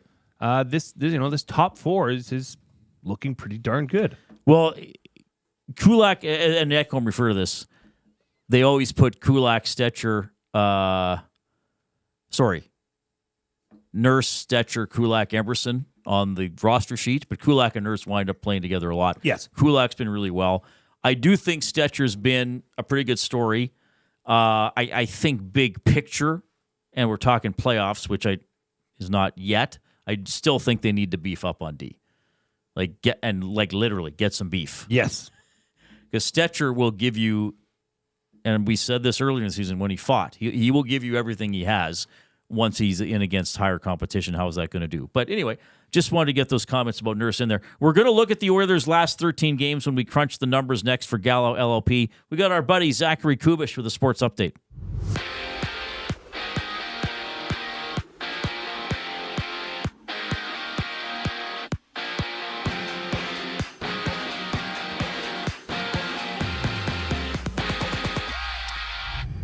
Just 3 games in the NHL with the Blackhawks battling the Rangers, Red Wings meeting the Sabres, and the Ducks facing the Montreal Canadiens. And the San Jose Sharks have traded Mackenzie Blackwood, Giovanni Smith, and a 2027 fifth-round pick to the Avalanche in exchange for Alexander Georgiev, Nikolai Kovalenko, a 2026 second-round pick, and a fifth-round selection for next year's draft.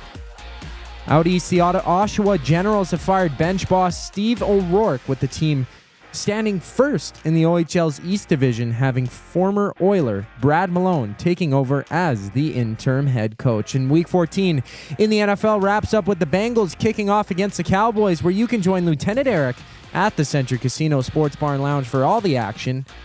Kickoff for that one goes at 6:15. Well, the Raptors hit the court for the lone NBA game, tipping off with the Knicks.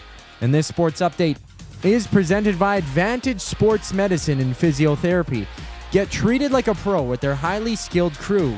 Whether you're recovering from an injury or looking to enhance your performance, Advantage Sports Medicine and Physiotherapy uses the same locker room approach, trusted by the best in the game. Find them online at AdvantageSportMed.ca. After the break, Reid and Jay return with Crunching the Numbers for Gallo LLP. I'm Zachary Kubish, and you're up to date. Celebrate the season by creating space for your holidays. Sentinel Storage. Affordable and flexible storage solutions at a store near you. Shop Canadian, store Canadian. Try 4 weeks free. Visit sentinelstorage.ca. Edmonton Sports Talk delivers a mass audience of key, influential customers to your business, all while you associate your company brand with the biggest names, the hottest sports news, and teams from every league around the globe. Oilers and Elks, NHL, NFL, Major League Baseball, and the association, Formula One, soccer, golf. Oh, sweet mama! The excitement is palatable on Edmonton Sports Talk. It's where fans go to get their sports fix and where our partners find the most loyal consumers.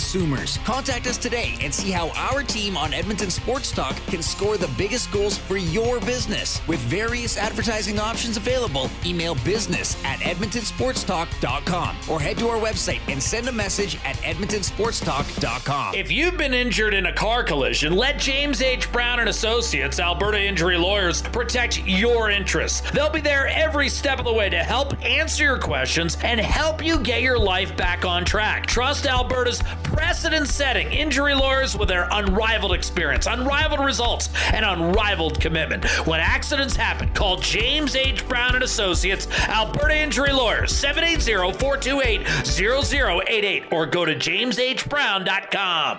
Gallo LLP is an Alberta-based accounting firm with expert chartered professional accountants in both our Edmonton and Sherwood Park accounting firms. Our experienced and innovative accountants provide financial advice that saves our clients money. Simply put, we help our clients protect their assets and grow their businesses. At Gallo LLP, they go beyond the numbers to ensure the continued success of your business. Reach out to Preet or John to discuss how they can help your business grow. Visit gallollp.ca today and see how they can help you take your business to the next level.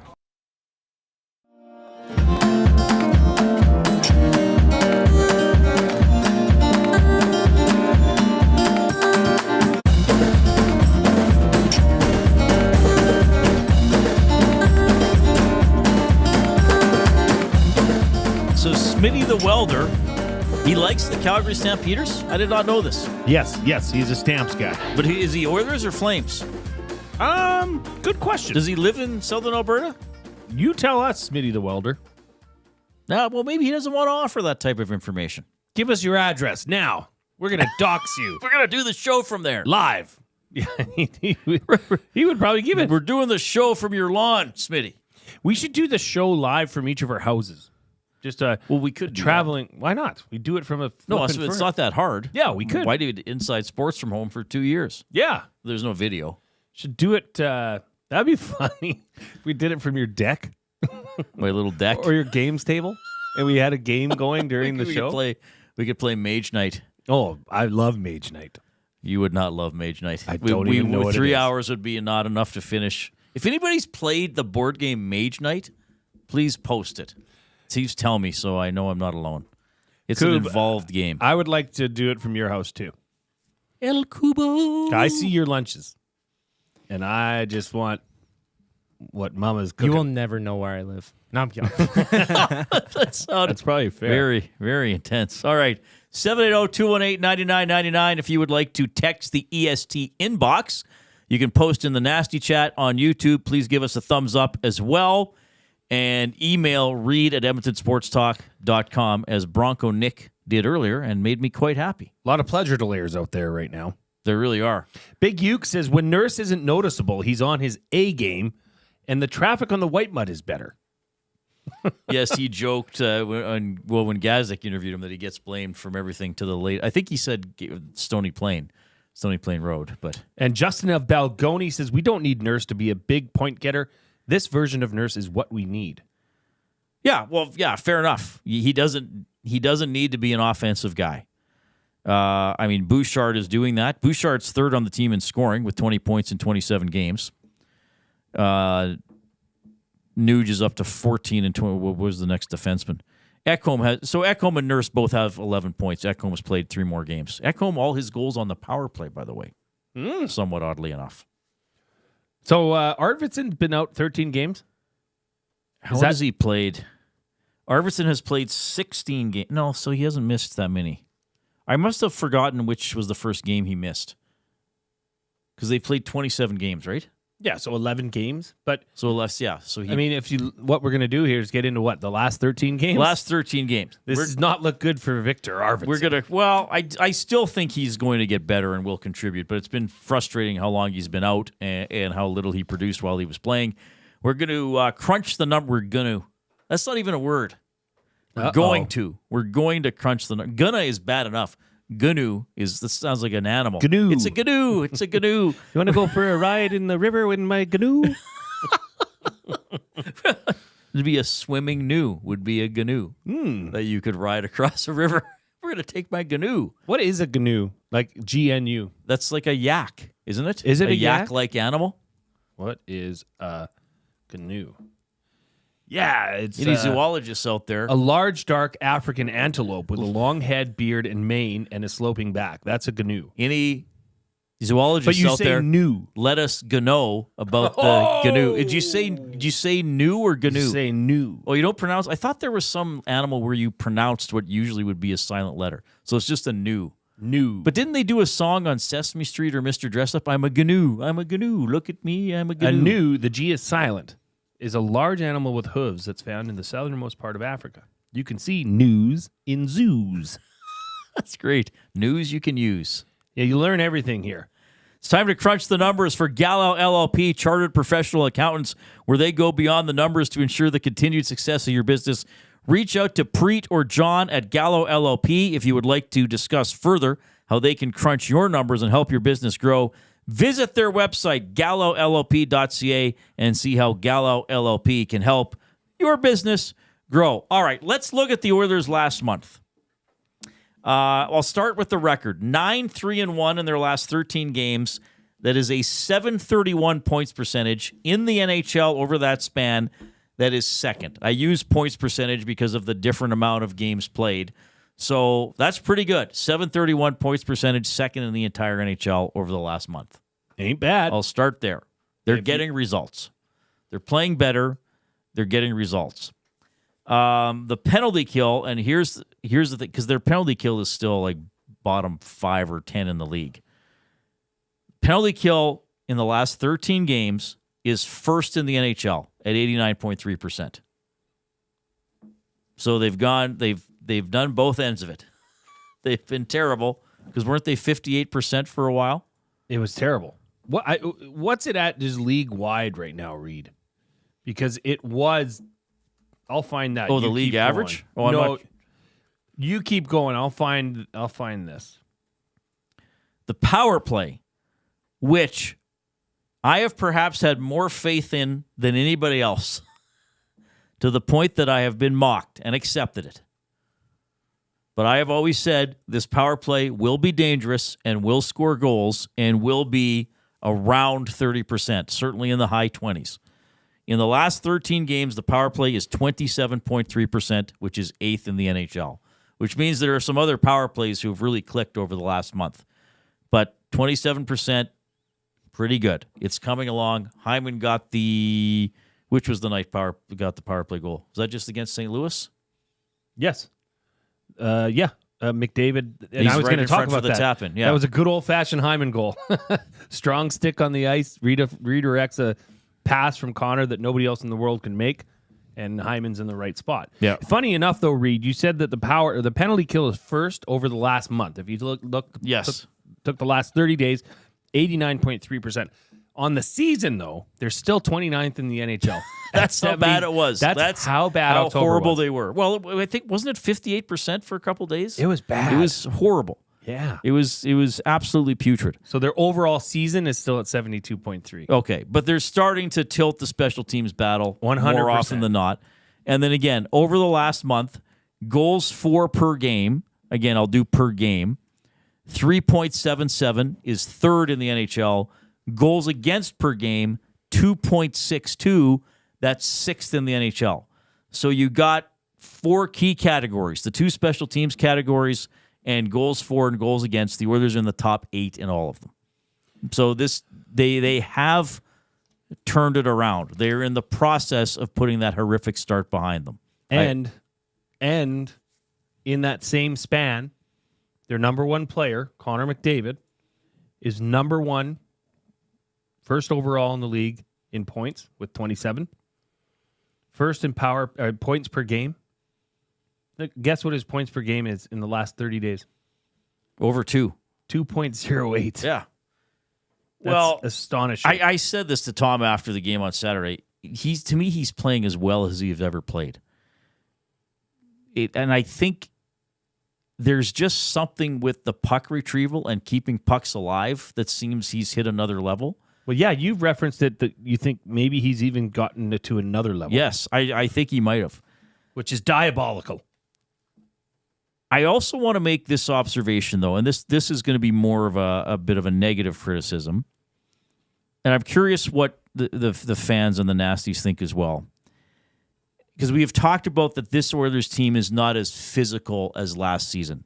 In terms of brute physicality, as in the I'm going to run you over and punish you like Evander Kane, and also that on the puck, protect the puck type of physicality like Fogle might have had, right? Or even Holloway to some extent.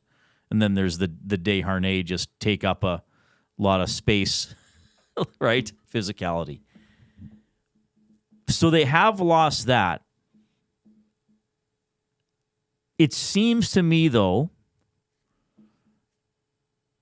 as well as they are playing and as dangerous as they are, that McDavid and Draisaitl are not as overtly physical as they have been at other times in their career. Because there's been a lot of nights, especially if they become a good team, a perennial playoff team, and the core players have matured, that Leon Draisaitl and Connor McDavid would be as physical as any Oiler. Like, they would hit. They would run guys. Sure. And, with Leon, he can be a little cheap with his stick, too, or late shots and stuff like that. A little sticky, a little tappy. So I'm wondering here, guys and gals, the collective Nasties listening, I guess I'll just sort of throw out a few things. Do you also notice this, specifically from McDavid and Draisaitl? Do other people notice this, or is this just me? Is this a problem if they're still being productive? And do you think this might be a conscious choice by 97 and 29? That they're saying, all right, we need points. We need to win. We started poorly. But I also understand, I'm pretending I'm in their heads now. Which also one, 97 or 29? Either one. They're the collective Borg. Okay. We also understand that we need as much in the tank as possible for the playoffs. So we don't need to run Colton Parayko and Philip Broberg every play anymore. If the game calls for it, or if it's 2-2 and we want to get the win, fine. But is this, I guess I'm saying, is this, whether they're doing it consciously or subconsciously, or they just sort of know as athletes, because I'm just, like McDavid will hit people. Like, he's not a soft player. No. Draisaitl certainly is not. I mean, there have been some nights in the past 2 or 3 years, one of those two guys might deliver one of the biggest hits of the evening or really grind a guy down. So I'm wondering, the Oilers as a whole, I wouldn't call them an overly physical team as much as they used to be. You still have to be physical to play in the NHL, don't get me wrong. But, if the Oilers, and I know there's a lot of people who might say, well, you can't just turn it on for the playoffs. I would say to some extent you can. I think you can. I mean, you know when you can take that extra stride to hit a guy. Yeah. Or send a message. It's expected. So maybe there's some thinking here. Okay, I'm Connor McDavid. I don't need to finish this check tonight. Unless you're pissed off. Unless you're pissed off, Which or, is or then it's a do tie it. game, or there are bigger nights in the NHL. And that's more of a Leon thing when he gets a little Right. sassy. And As much as we'd like to say they try as hard as they can every single moment, they don't. They can't. Nobody does. Maybe that's what they're thinking. If we got an extra 2% in the tank for the playoffs, that's better than nothing. Well, and if they're not the guys that should be leading the charge with that attitude of play, right? Or that style of play. Well, I think to some extent That's not they what have they're to. here for. I think to some extent they do, though. I mean, Connor McDavid in the last 30 days is number 1. Leon's number 4 in scoring. 7 points behind him with 20 points. That's the job. Go on, do your job. If you need them to throw their body around to get going, or this team needs that, then I don't like that. But they do have the capability. But now it's is that necessary right now? But I think they can turn it on for sure. I do think. I guess maybe I would say maybe you can't turn it on for game 1 of the playoffs, but you can start to ramp it up. Yeah. And that's why I always refer to what Alex Chason said, and he's not the only other one. It's one league in the preseason and the first 10 to 20 games. Then it's another league in December. Then it's another league in March, and then it's another league in the playoffs. And that's because teams are ramping up. Do you think Connor's physicality has morphed, has changed, has evolved? He is harder on the puck on a forecheck. I mean, there was that goal, I forget exactly which game, where he kept the puck in along the boards twice. Colorado. He physically would not let that puck out of the zone. That's physicality still, but it's different than slamming a guy. He's into not the bench running or the over a board, guy, right? But that's physical, and I'll tell you what, that's a much more useful version of physicality. Yeah, I just seem to notice that they aren't flat out body checking as much, but they're still productive. And maybe that's a little bit of maturity, or having gone through what they've gone through in the playoffs the last 3 years. He's a married man now. Well, that changes it. That true, changes a man. And Leonard the dog was on the ice and all that kind of stuff. But just an observation I had. People don't really seem to have much to say about it, but that's all right. Well, no, Justin of Balgoni says, I would assume McDavid and Draisaitl are saving their bodies for playoffs. Taco says, for his size, I didn't think Desharnais was all that physical. I always wished he would throw his weight around even more. Yeah.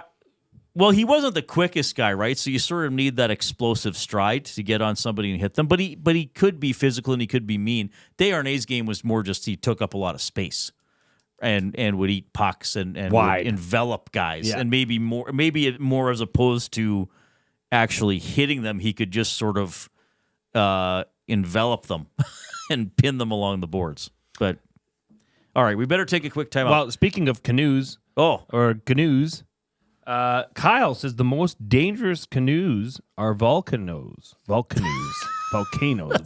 very good. Portions of this hour presented by Canadian Brewhouse. NFL lives at the Canadian Brewhouse with Thursday Night Football and your chance to win a trip to an NFL home opener of your choice. $1 off tankards of Bud Light and Budweiser. Details at thecanadianbrewhouse.com. Dave Randorf coming up.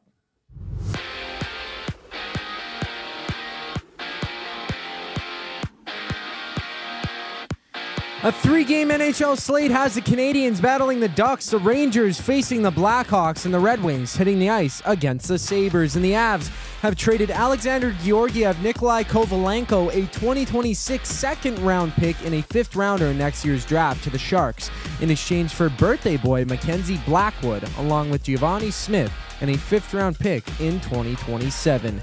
Out east, former Oiler Brad Malone is now the interim head coach of the Oshawa Generals after Steve O'Rourke was relieved of his duties earlier today. And on the field, the Cowboys take on the Bengals with Lieutenant Eric hanging out for the game down at the Century Casino Sports Bar and Lounge on Fort Road for 6:15 kickoff. In the NBA, the Raptors meet the Knicks for the lone game in the association. This sports update is brought to you by Sit and Sleep, where you can save big with their Black Friday sale. Get a queen-size Euro top mattress with patented non-flip pocket coils, gel memory foam, and 5 comfort zones, slashed down to half price for only $399. Find great deals like this and more when you shop at Sit and Sleep. Find them in South Edmonton Common, next to Planet Fitness. The Reid Wilkins Show returns after the break.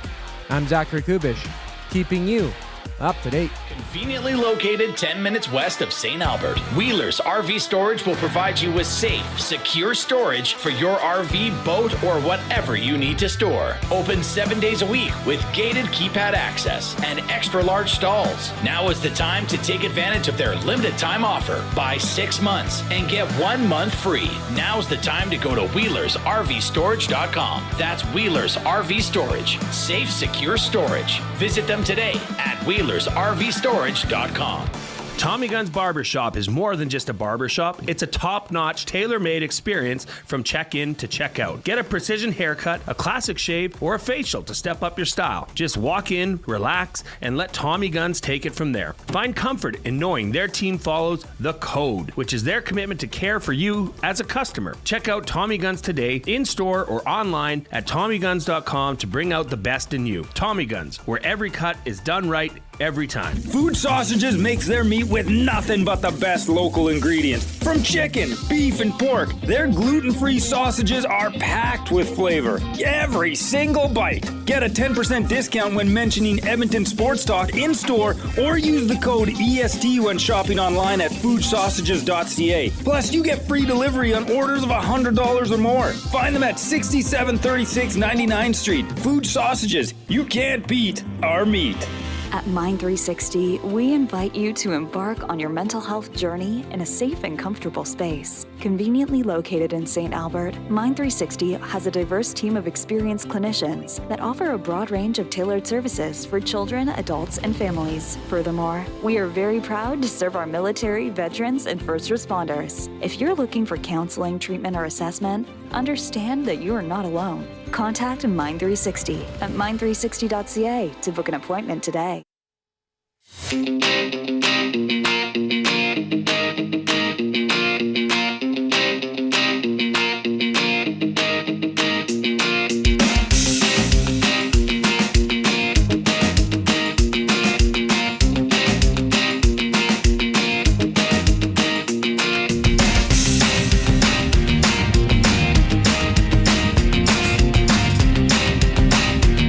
Okay, good to have you tuning in this afternoon. The Oilers closing out their 3-game homestand tomorrow. They have won the first 2 games. They'll be taking on the Tampa Bay Lightning. That's a 7 o'clock game, so our coverage here on Edmonton Sports Talk will start with the GCL Diesel Oil Stream pregame show at 6 with Tom Gazzola and Hernan Salas, and then they'll hop on after the game as well for the postgame show. Good game coming up here. We've been talking about the Oilers doing a lot better. They are 15-10-2. The Tampa Bay Lightning are 14-9-2. So very similar records. And I am always thrilled to talk to this gentleman, play-by-play voice for the Tampa Bay Lightning on the FanDuel Sports Network. It is Dave Randorf checking in. Dave, it's Reid and Jay. How are you doing? I'm doing great, Reid, and it's always a pleasure to come on with you, and nice to meet you, Jay. Very nice to meet you as well. Yeah, this is fun, Dave. First time you're on my new show here on Edmonton Sports Talk, so you're rolling through. Remind me, because you and I used to always run into each other. You would often do the Oilers Hockey Night in Canada game, and then I think you did some playoff games in 2017. But how long have you been with the Lightning now? This is season, believe it or not, season 5. Yeah, I've been. Is it 5? Yeah. I started right after the COVID Cup, so the one they won in Edmonton, and then they had a shortened season. What was it, like 56 games? That was my first season. They won the Cup that year, so I was very fortunate to be around a team winning a Stanley Cup, which was a pretty cool thing. You know, it was. I work for the team now, and I got to travel with them throughout that Cup run, and I saw them win the Cup on home ice. And to see any team win a Cup on home ice is, as a hockey fan, a Canadian kid that grew up loving this sport, it was a night I'll never forget. So, yep, this is season 5. Was that? And I know we might have talked about this before, but now that's your life. But you got to move around for your job. but also, you're Canadian. You'd done a lot of hockey across Canada. When you look back now, was it, that was a pretty big deal, me moving that long way? Like, how do you look back on making the transition now, not just from a job perspective, but a life perspective? Yeah, the life perspective. My wife and I, we packed up and left and sold the house in Canada and bought one in Tampa. And it is a big change. I've been to the States and all around many, many times, but I've never lived in the United States. So that was a change for sure at the stage of our lives, and not only career, but our lives. But it's been good. We've met some great people. We certainly love the organization and the owner that we are fortunate enough to work for. He's makes everybody feel a part of it. So that part's been great. And I really cherish my times at Sportsnet and TSN, and I'm grateful for all of that. And I'm proud of being on Hockey Night in Canada for several years. But it's cool working for a team. It's cool caring who wins the game again. As a play-by-play broadcaster, you never really care who wins, and now you kind of do because you're invested in it. You work for the team. You're around the guys all the time. And I'm not a super fan calling the game, but listen, much like Jack does here or on the radio cam, the fan wants to hear their play-by-play guy engaged in the home team. They want to hear their hometown voice guy. So that's what you have to deliver, and that's what I try to do for the Lightning fans. And they've been very, very nice to me too. I'm very grateful for that. They've accepted me after a long run by Rick Peckham, who was there for 24 seasons. Imagine that. So, and then in comes this Canadian guy to take over. So they've been very good to me right off the bat. I want to throw a question at you about the travel, because here in the northwestern part of the National Hockey League, that we often say, Edmonton, Calgary, and Vancouver got it the worst with the travel. Now Seattle's there, and you know what it's like in the West. All those Eastern teams, it's so easy. They don't travel as much. And Tampa Bay is in the East, and there are some teams close by. But what is the travel there like for Tampa?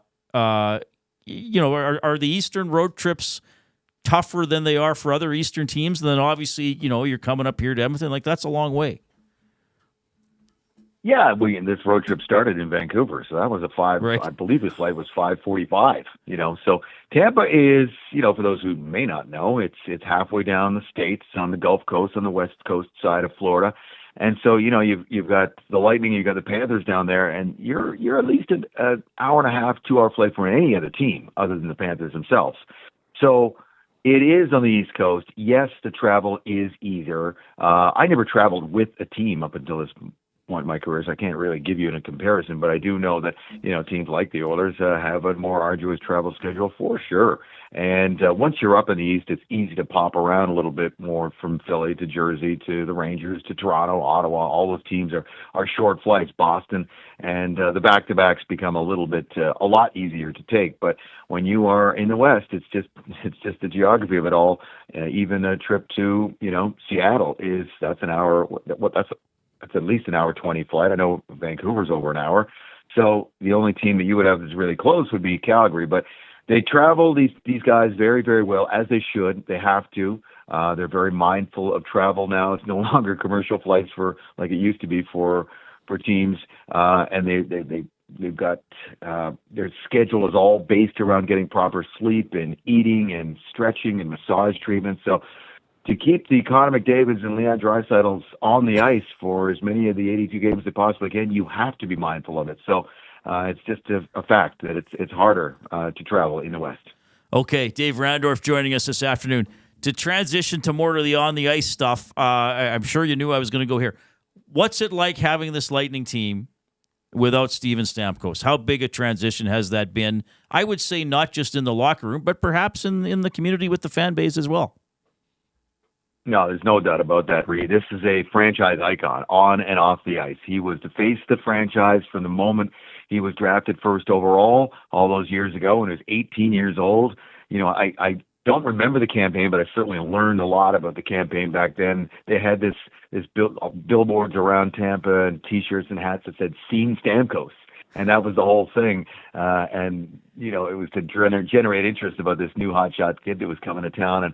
And he grew into a man. And he said as much when he came back in October with the Predators that, he came as a boy and grew as a man, and now and became a father, and he's plans to live there. You know, when his career's done and his number will go up to the rafters, there probably will be a statue out in front of the rink of him, along with Phil Esposito, the founder of the franchise, and Dave Andrechuk, who was the first captain to hoist the Stanley Cup in Tampa Bay, and deservedly so. It should happen.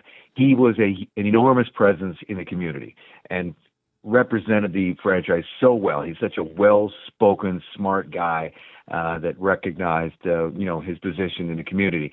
And on the ice, he's a slam dunk Hall of Famer. So on the ice, the big transition was, mainly in the power play. That was, the big question. The Lightning have had, along with the Oilers, one of the top power plays in the last 5-6 seasons, and you do not replace Steven Stamkos in the power play. You just don't. He's a Hall of Famer, and that shot, there's only one other that's even remotely like it, and that would be Ovechkin, and that's it. So they were really slow out of the gate with their power play, but that's really turned around. They've had one of the better power plays since November 1st, but it took some time. In fact, can you believe this? They started 0 for 18 on home ice, and they were almost automatic to score a power play goal if you took a penalty against them at Amalie Arena. But they really struggled to find the right mix and find out how to utilize Kucherov. They tried him in the Stammer side. That didn't last very long. And you'll see that Kucherov's a little more mobile. They've got points over in the Stammer side, not necessarily as just a one-timer. The whole power play seems to have a little bit more motion to it than it once did, because in the past you had Hedman at the top, Damon on the left, Kucherov on the right, point in the bumper spot, and maybe Killorn or Nick Paul or Hagel or whoever else on the goal line. You'll see a lot more movement to it, and it is really humming now. So as I know that the Oilers power play is getting better too. So again, you don't replace Steven Stamkos, but the fact of the matter is Julien BriseBois made a very hard decision that he was only going to go so far with a contract offer and did not want to get locked into a long term with a high salary cap hit. There are teams all over the NHL that have signed those contracts and have regretted it. And even with a franchise icon like Steven Stamkos, Julien BriseBois had a line in the sand, and ultimately it led to him going to Nashville. Dave Randorf, play-by-play voice for the Tampa Bay Lightning, joining us here on the Reid Wilkins Show. Dave, you got Jay. I'm going to be honest. I'll peel back the curtain a bit here. And can you come back to CFL broadcasts, please?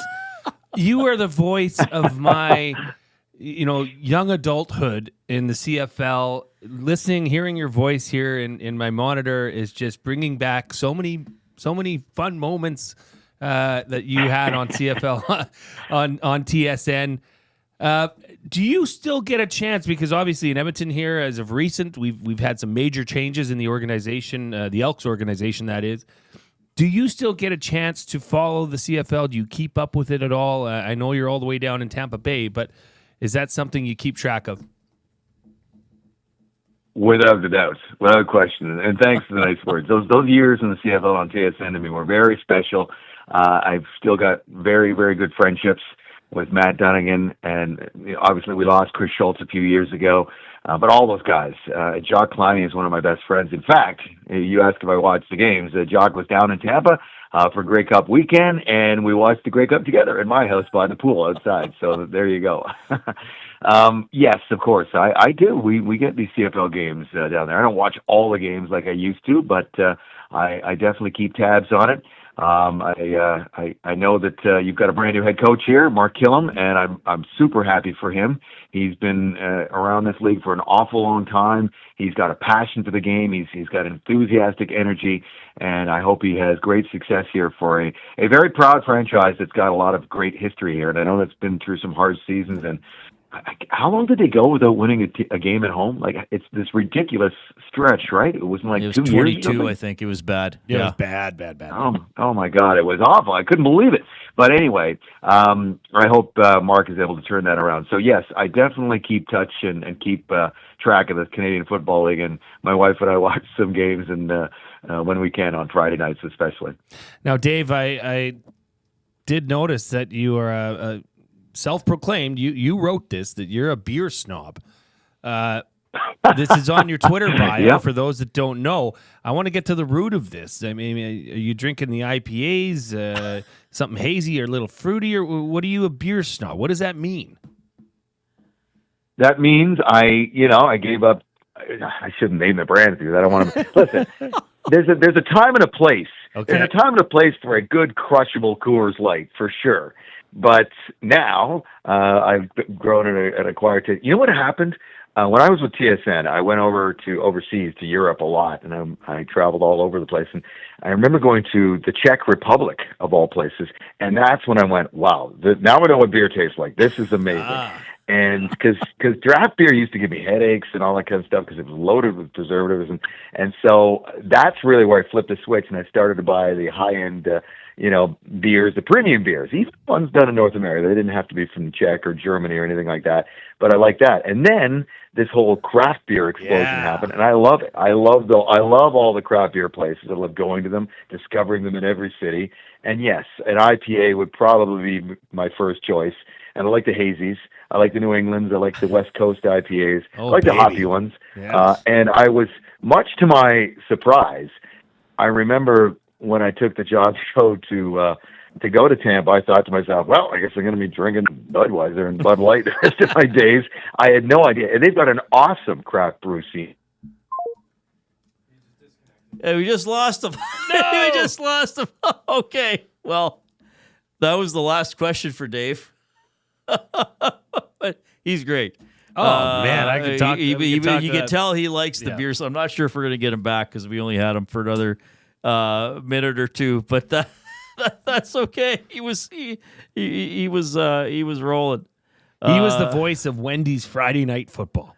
Yeah, he's a great right? broadcast. I mean, very diverse Yes. too, which is what I appreciate. And he was always just a slight personal note. He always I found him very encouraging because he would roll in on a Saturday to call an Oilers game, and he'd be like, "Hey, I was listening to you and Rob on Wednesday," and I was like, "You listen to Overtime Open Line?"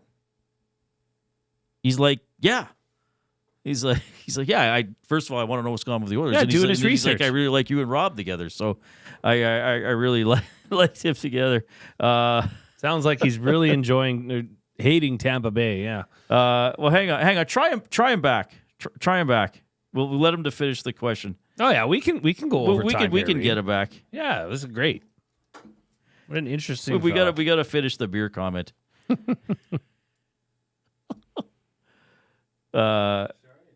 It happens. Yeah, it's okay. I think we got.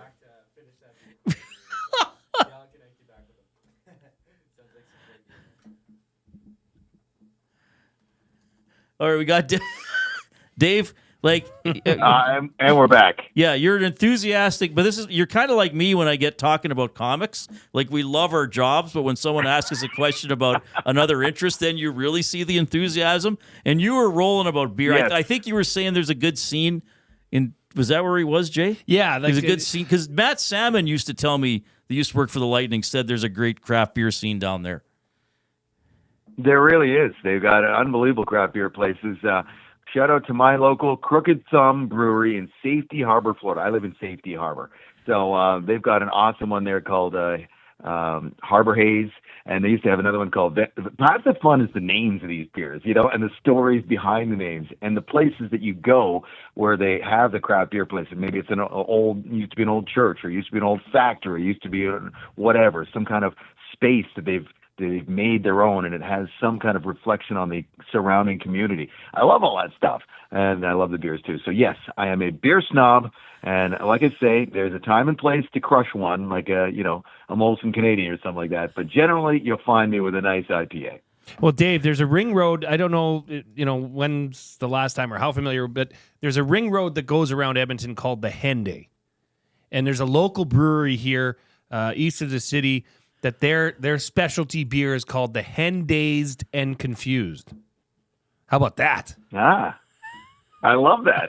and what's the name of it? The place is called the Henday? The ring road in Edmonton, it's one of the major thoroughfares in Edmonton, is called the Henday Freeway, and they went ahead and did the Hen Dazed and Confused.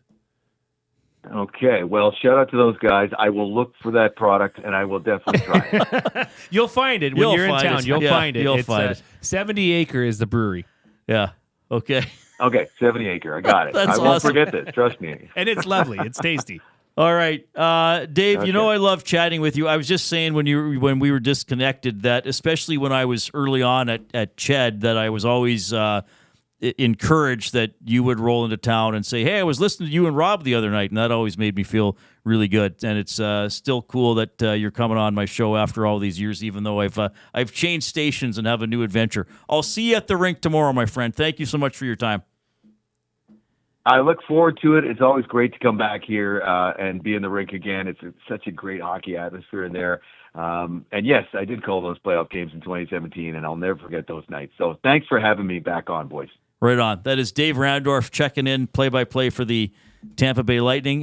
Good timing for him going down there. Well, for cup number 2 of the 2, I guess. But and that's, we love having guests on this show that are knowledgeable and all that kind of stuff. But also with Dave, you can just tell from just people hearing him in a short interview, like he's a nice guy. Yeah. Like he loves his job. He appreciates his job. He appreciates his life. He's just a nice dude. He likes talking sports and craft beer. I feel like we probably could have done an hour on craft beer with Dave. I'm here for that. What is the one in Crooked Thumb? And that's a great name. We should broadcast Crooked live Thumb. from there. We'll go down there. Yeah, Dustin, send us down there, Dusty, baby. is this in the budget? All right. 780-218-9999 is the text line. Give us the thumbs up on YouTube, and if you're in the nasty chat, appreciate some of the comments we're getting. Charlie, just heard a rumor on Hockey Feed. Is TSN about to go under? I have heard nothing about that, Charlie. 1260 already did. The entire station. I would doubt it, but I wanted to answer that question. We still have buying or selling my top 3. Bunch of fun. We got to catch up on text too. We got a lot. And emails and stuff. We got a lot. Stay tuned. We got the Coupe coming up. Stop pleasure delaying. Get all the latest news and takes on everything Oilers with Dustin Nielsen and Tom Gazzola on the Oil Stream. Live at noon, Monday, Wednesday, and Fridays. Only on EdmontonSportsTalk.com. In life, it takes a village. From childhood to your golden years, we all need support. At Capital Care Foundation, we've built that village for our 2,100 seniors. Join us in creating a nurturing environment that feels like home and fosters community connections. Your donation makes a difference. Visit capitalcarefoundation.net today and become a vital part of our village. Because together, we can make every stage of life a shared journey. Be a part of the journey. Support Capital Care Foundation. Since 1952, William Huff has been the heartbeat of Edmonton's advertising world. From humble beginnings to a citywide powerhouse, we've been the go-to for signage from print to design and installation. Partnering with Edmonton's top sports franchises and major events, we've helped shape the city's global reputation. Our secret? Unmatched customer service, decades of experience, and a passion for excellence we call the William Huff Advantage. Visit us online at williamhuff.com. You've always known GCL Diesel as the experts in diesel fuel systems, but did you know that GCL is also your source for turbochargers and turbo repair? As a turbo supplier for Garrett, Borg Warner, and Holset, GCL can provide genuine original equipment turbos at wholesale prices. Whether it's diesel, gas, natural gas, or performance, we can provide you with the turbo or custom repair you require. Turbo questions? We've got turbo answers. Visit us in the West End or online at GCLDiesel.com. GCL Diesel, turbochargers, understood. Get to know the winners, props, plays, parlays, and more with Nielsen and Hustler. Weekday mornings at 11 on The Lock Shop. Only on EdmontonSportsTalk.com.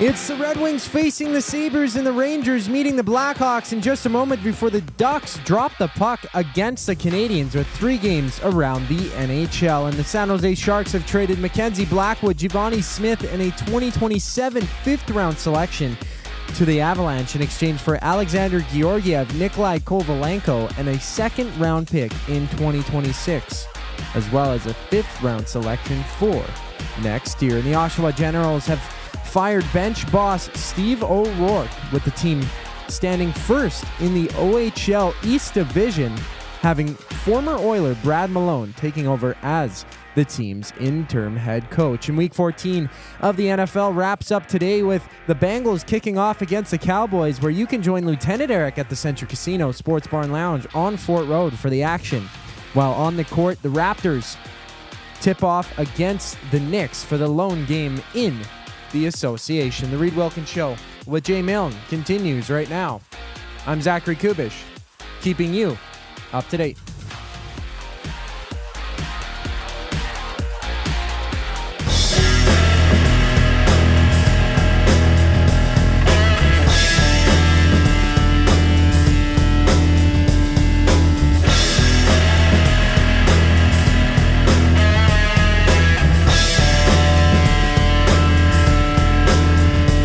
Good to have Dave Randorf on the show. Calls the games for the Tampa Bay Lightning. They visit the Oilers tomorrow at 7 at Rogers Place.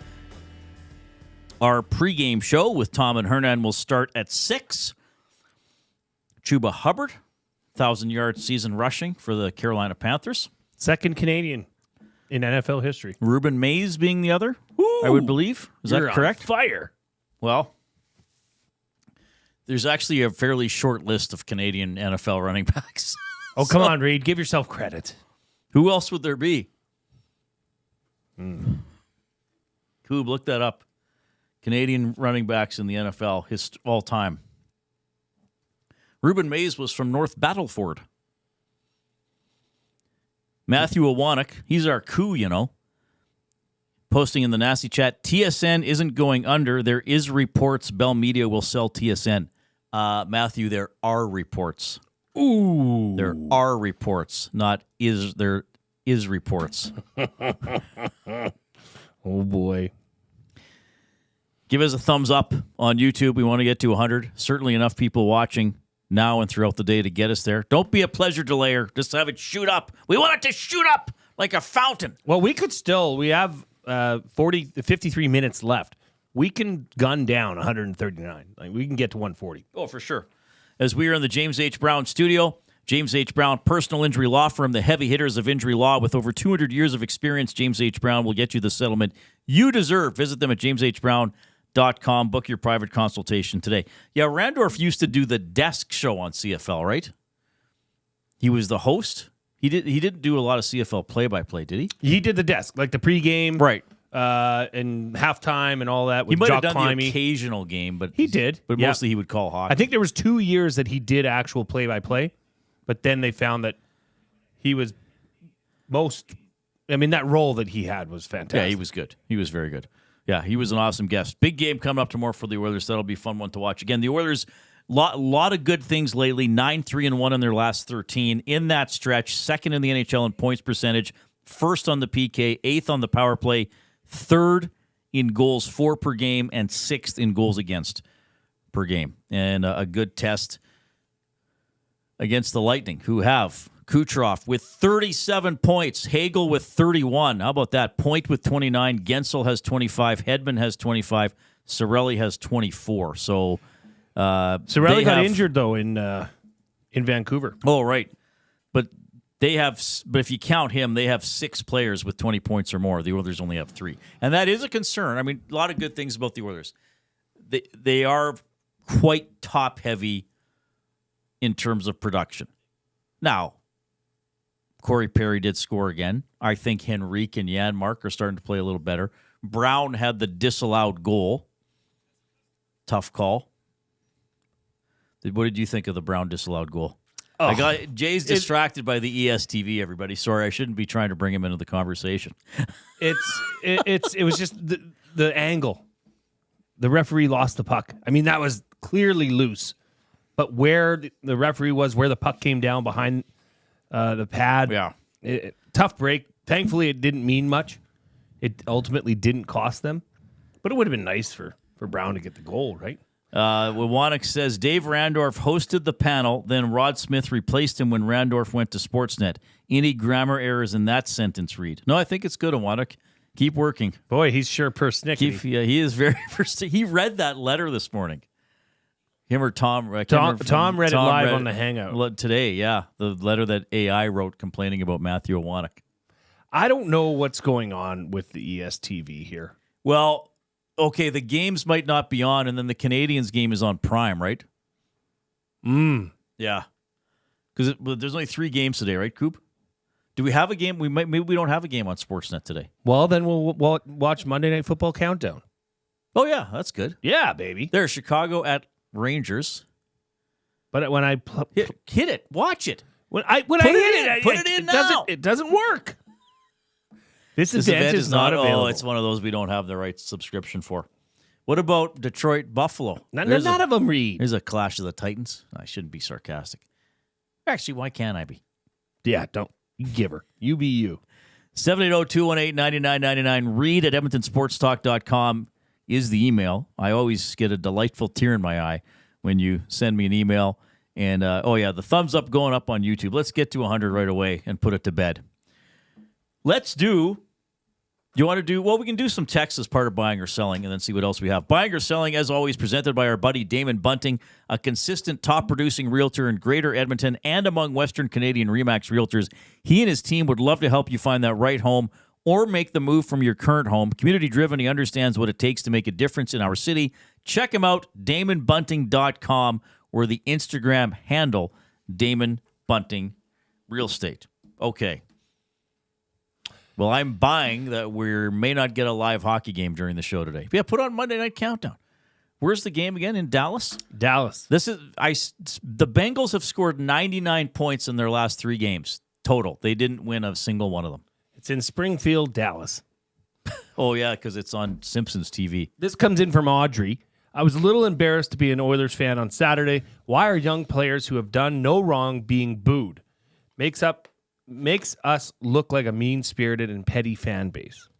And I take that this is in relation to the boos for Broberg. Well, we know why they're being booed. I don't think it makes the Oilers look mean-spirited or the Oilers fans look mean-spirited. I think it makes them look like a passionate fan incredibly base. Passionate and incredibly invested in their own team. Did you have a problem with it? No, I did not. Did you ever get booed as a Canada West football player? Oh, yeah. Yeah. Manitoba was a really interesting place to play. Oh, really? Mm-hmm. More than Sask? They had some good ones. Sask was like more Canadiana. They'd be like, you suck, eh? Manitoba would pull out the big guns. Like no personal things about you or have signs? Manitoba would get downright mean. Oh, there really? was, I can't say it on air, but one of our kick returners resembled a part of the body. Okay. And they just wouldn't stop. Oh, wow. Mm-hmm. Mm-hmm. Yep. It was a long day for him. Really liked Stetcher's effort. A little dog with a lot of fight. Hopefully he wakes up some other players as this is a very soft team. That comes in from Glue Guy's biggest fan. Oh, nice. Did they identify themselves further? No. That's their handle. Could be my mother. Could be. Although I don't know how much she knows about Stetcher's feistiness. But hey, anything My can mom happen. has a list at home of the new players that she refers to during the games. Oh, that's because I smart. watch some of the road games with them, and Mom has a little piece of paper, and she'll be like, Stetcher, 51. Good for her. And that's why Stetcher's still in the NHL. He busts his butt, to use a very common phrase. Darnell Nurse talked about him having a positive attitude and a hard worker. And quite frankly, Jay, I mean, you've been on teams. If you're not the star player, you better have a positive attitude. And a hard work ethic. Yeah, because, Leon joked / not joked in the documentary, Oh, I'm Grumpy. Well, okay, he can be. I don't know if he is all that. He's probably not as grumpy as he makes. But you know what I'm saying. Sometimes, if a star player's having a bad day, I'm not saying they do this, but the teammates might be a little more accepting of it. Sure. You're giving all your effort and you're putting in as much as you can and being feisty like that, that does not go unnoticed. Yeah, and if you're Troy Stetcher, every day is a good day at the rink. I know I've talked about this guy before, Brad Hunt. Remember him? Yep. Journeyman defenseman. He was always the most positive guy in the world.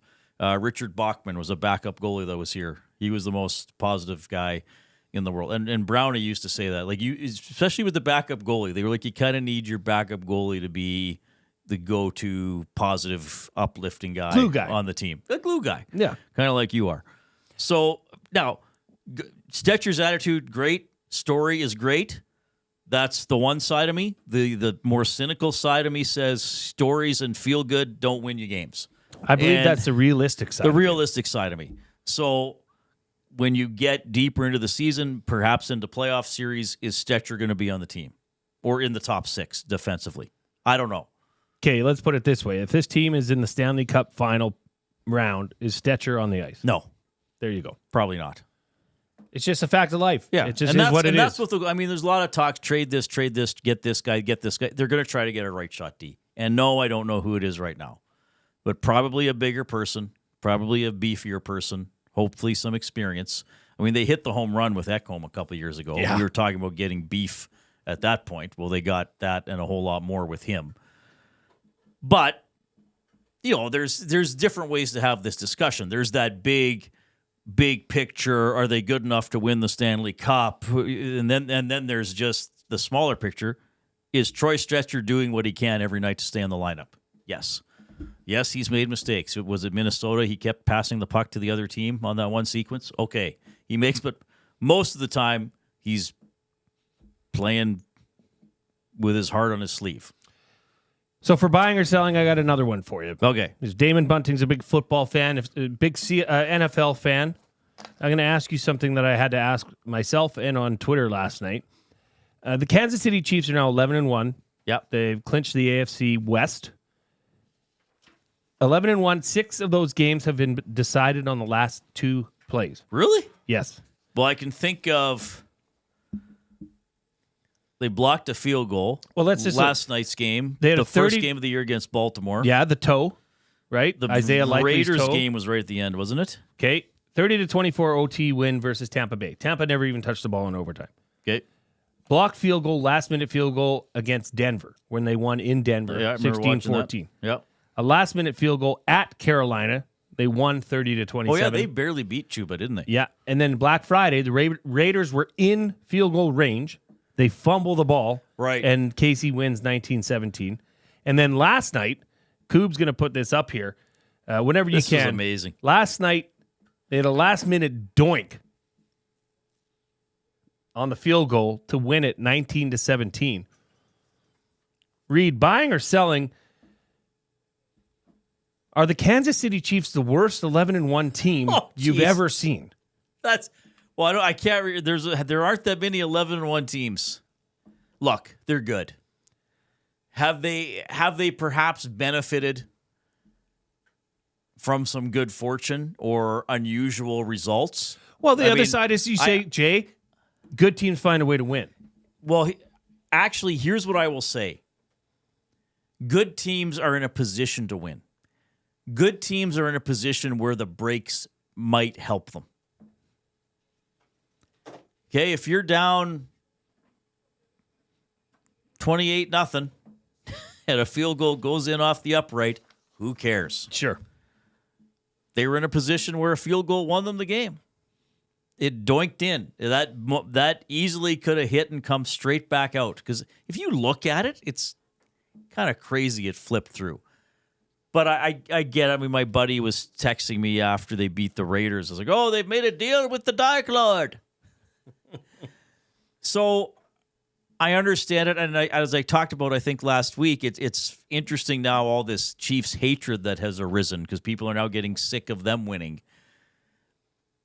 Are they the worst 11-1 team of all time? I wouldn't say that.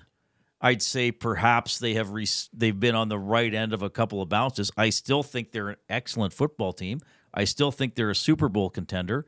Look at the plays Mahomes made with a couple of those scramble throws on the winning drive. Those weren't luck. Nope. Those were skill. So they were in a position where a break like that mattered. And think of this. They're playing all 6 of their wins came in the last 2 plays.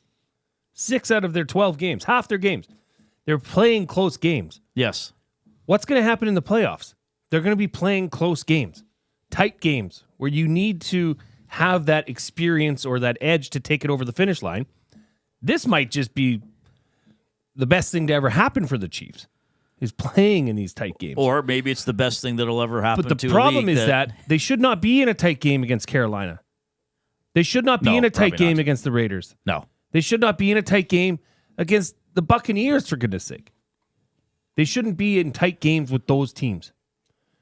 And, I mean, you look what happened when they went up to Buffalo, right? So, who knows? It'll be interesting to see.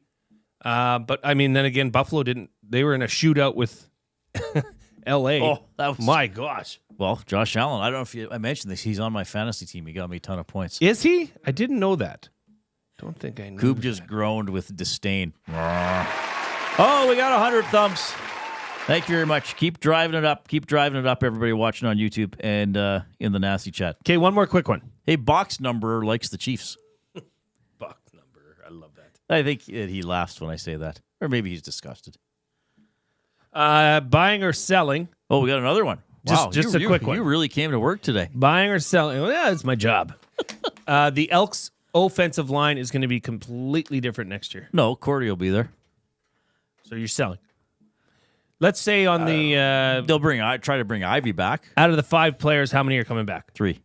I think that's fair. Okay. What about the D-line? Well, they had a couple of good players on the D-line. I'll say at least 2. But I think Ed might look for different body types and skill sets, perhaps. Maybe a little more size. Well, Oakman's big, but did Oakman really... You didn't get after the quarterback. No. He's a giant. They'll look for somebody coming off the edge. I think they'll look for some... You know who would be good at green and gold? That Matthew Betts guy. Boy, that'd be a nice player to draft and keep. What about getting a guy like... well, that came in earlier, and I do have to read it. This is from Rams fan. Do you guys think David Beard will be coming home? Move Cordy back to guard.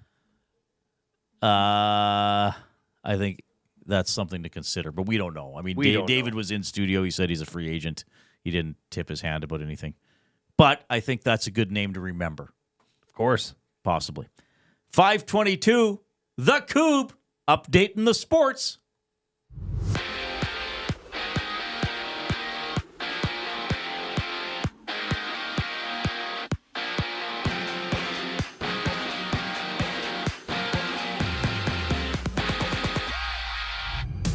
Right now, it's the Red Wings up 2-1 over the Sabres, while the Rangers trail the Blackhawks 1-0. And in just a moment, it's the Canadiens going at it against the Ducks, with the Oilers back in action tomorrow against the Lightning. Elsewhere, the Avs have traded Alexander Georgiev, Nikolai Kovalenko, a 2026 second-round pick, and a fifth-rounder in next year's draft to the Sharks in exchange for Mackenzie Blackwood, Giovanni Smith, and a fifth-round pick in 2027. Over in football, Oregon's Dylan Gabriel, Colorado's Travis Hunter, Boise State's Ashton Genty, and Miami's Cam Ward were announced as the Heisman Trophy finalists in college football. On the field tonight, the Cowboys take on the Bengals, with Lieutenant Eric hanging out for the game at the Century Casino Sports Bar and Lounge on Fort Road for 6:15 kickoff. And in basketball, it's the Raptors meeting the Knicks for the lone game in the association. The Reid Wilkins Show with Jay Milne continues after the break. I'm Zachary Kubish, keeping you up to date. You want the heavy hitters on your team, both on and off the ice. If you've been injured in a car accident, call the heavy hitters of injury law. James H. Brown and Associates, Alberta Injury Lawyers. With over 200 years of combined injury law experience, their precedent-setting lawyers are ready to help. Locally owned and proud Edmonton Oilers fans, James H. Brown and Associates wants to support you with their unrivaled experience, unrivaled results, and unrivaled commitment. When accidents happen, head to jameshbrown.com. Celebrate the season by creating space for your holidays. Sentinel Storage. Affordable and flexible storage solutions at a store near you. Shop Canadian, store Canadian. Try 4 weeks free. Visit sentinelstorage.ca. Edmonton Sports Talk delivers a mass audience of key influential customers to your business, all while you associate your company brand with the biggest names, the hottest sports news, and teams from every league around the globe. Oilers and Elks, NHL, NFL, Major League Baseball, and the association, Formula One, soccer, golf. Oh, sweet mama! The excitement is palatable on Edmonton Sports Talk. It's where fans go to get their sports fix and where our partners find the most loyal consumers. Contact us today and see how our team on Edmonton Sports Talk can score the biggest goals for your business. With various advertising options available, email business@edmontonsportstalk.com or head to our website and send a message at edmontonsportstalk.com. Hey Edmonton, ready to take advantage of lower rates and better pricing? South Fort Chevrolet in Fort Saskatchewan has you covered. From rugged trucks to sleek SUVs. And with over 40 years in business, you can trust that you're getting the best deal on your new ride. As the proud title sponsor of the Nielsen Show, EST listeners can drive a little to save a lot with South Fort Chevrolet's transparent pricing and down-to-earth sales team. Visit us today in Fort Saskatchewan or online at southfortchev.com.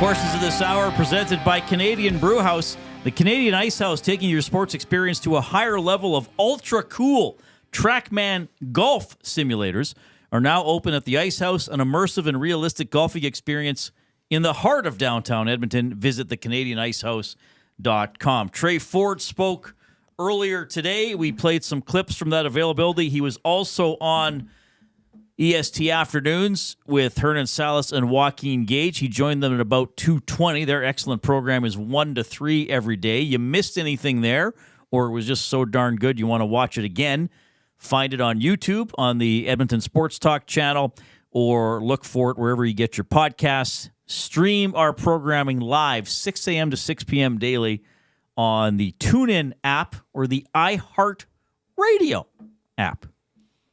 Got a couple more limericks that came in here. I got one from Uke. Yeah, you do yours. How about I do one? You do Uke's, and then I do a Bootski's. This is number 2 today from Scott on a hotel balcony in Beaumont. Jay Millen and Reid Wilkins, a duo so tight, they light up the airwaves with banter just right.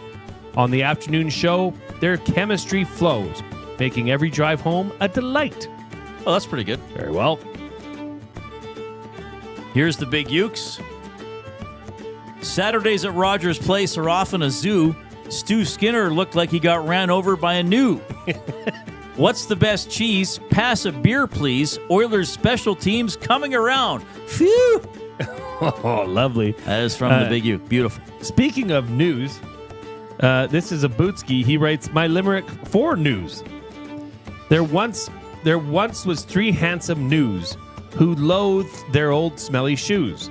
Their feet were quite fickle and reeked like old pickle, which is why socks are now what they choose. Who would have known? Our nasties are getting better at the limericks, improving by the day. Well, we've had Sangudo limerick. We've had the news. Sangudo stuff was good. Yeah. Very good. 780-218-9999 is how you can text those in. Email Reid at edmontonsportstalk.com. I wanted to ask you first. Sorry, I know we're gonna do Reid's top 3, but we got time. Did you see the teddy bear toss Donnybrook? No, I didn't. The Ottawa 67s and the Barrie Colts. Is that the team that just fired their coach? Who was it? The Oshawa Generals. Oh, Oshawa. Sorry. So they have a teddy bear toss to get game. Oshawa and Ottawa mixed up anyway. And after the goals scored, there's some sticking going on and something said. And so amidst of all the teddy bears coming down to the ice, it's a literal line brawl. I did not see that. That's funny. It was hilarious because the lights are like flashing and it's like a celebratory. The fans are throwing all their teddy bears onto the ice, and it's a full-on Donnybrook. That's amazing. On the ice. Well done. That's crazy. All right. Let's do, so this weekend on, when was it, Friday night? Yeah, because I went to the Oilers game Saturday. I watched Alien Romulus. As people know, I like the sci-fi. I like the horror to some extent, though that's not true horror.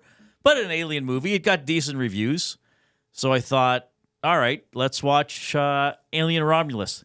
It's good. It's not awesome. I would say the first half of it is better than the second half of it. There's definitely some good stuff in there. And here's the thing.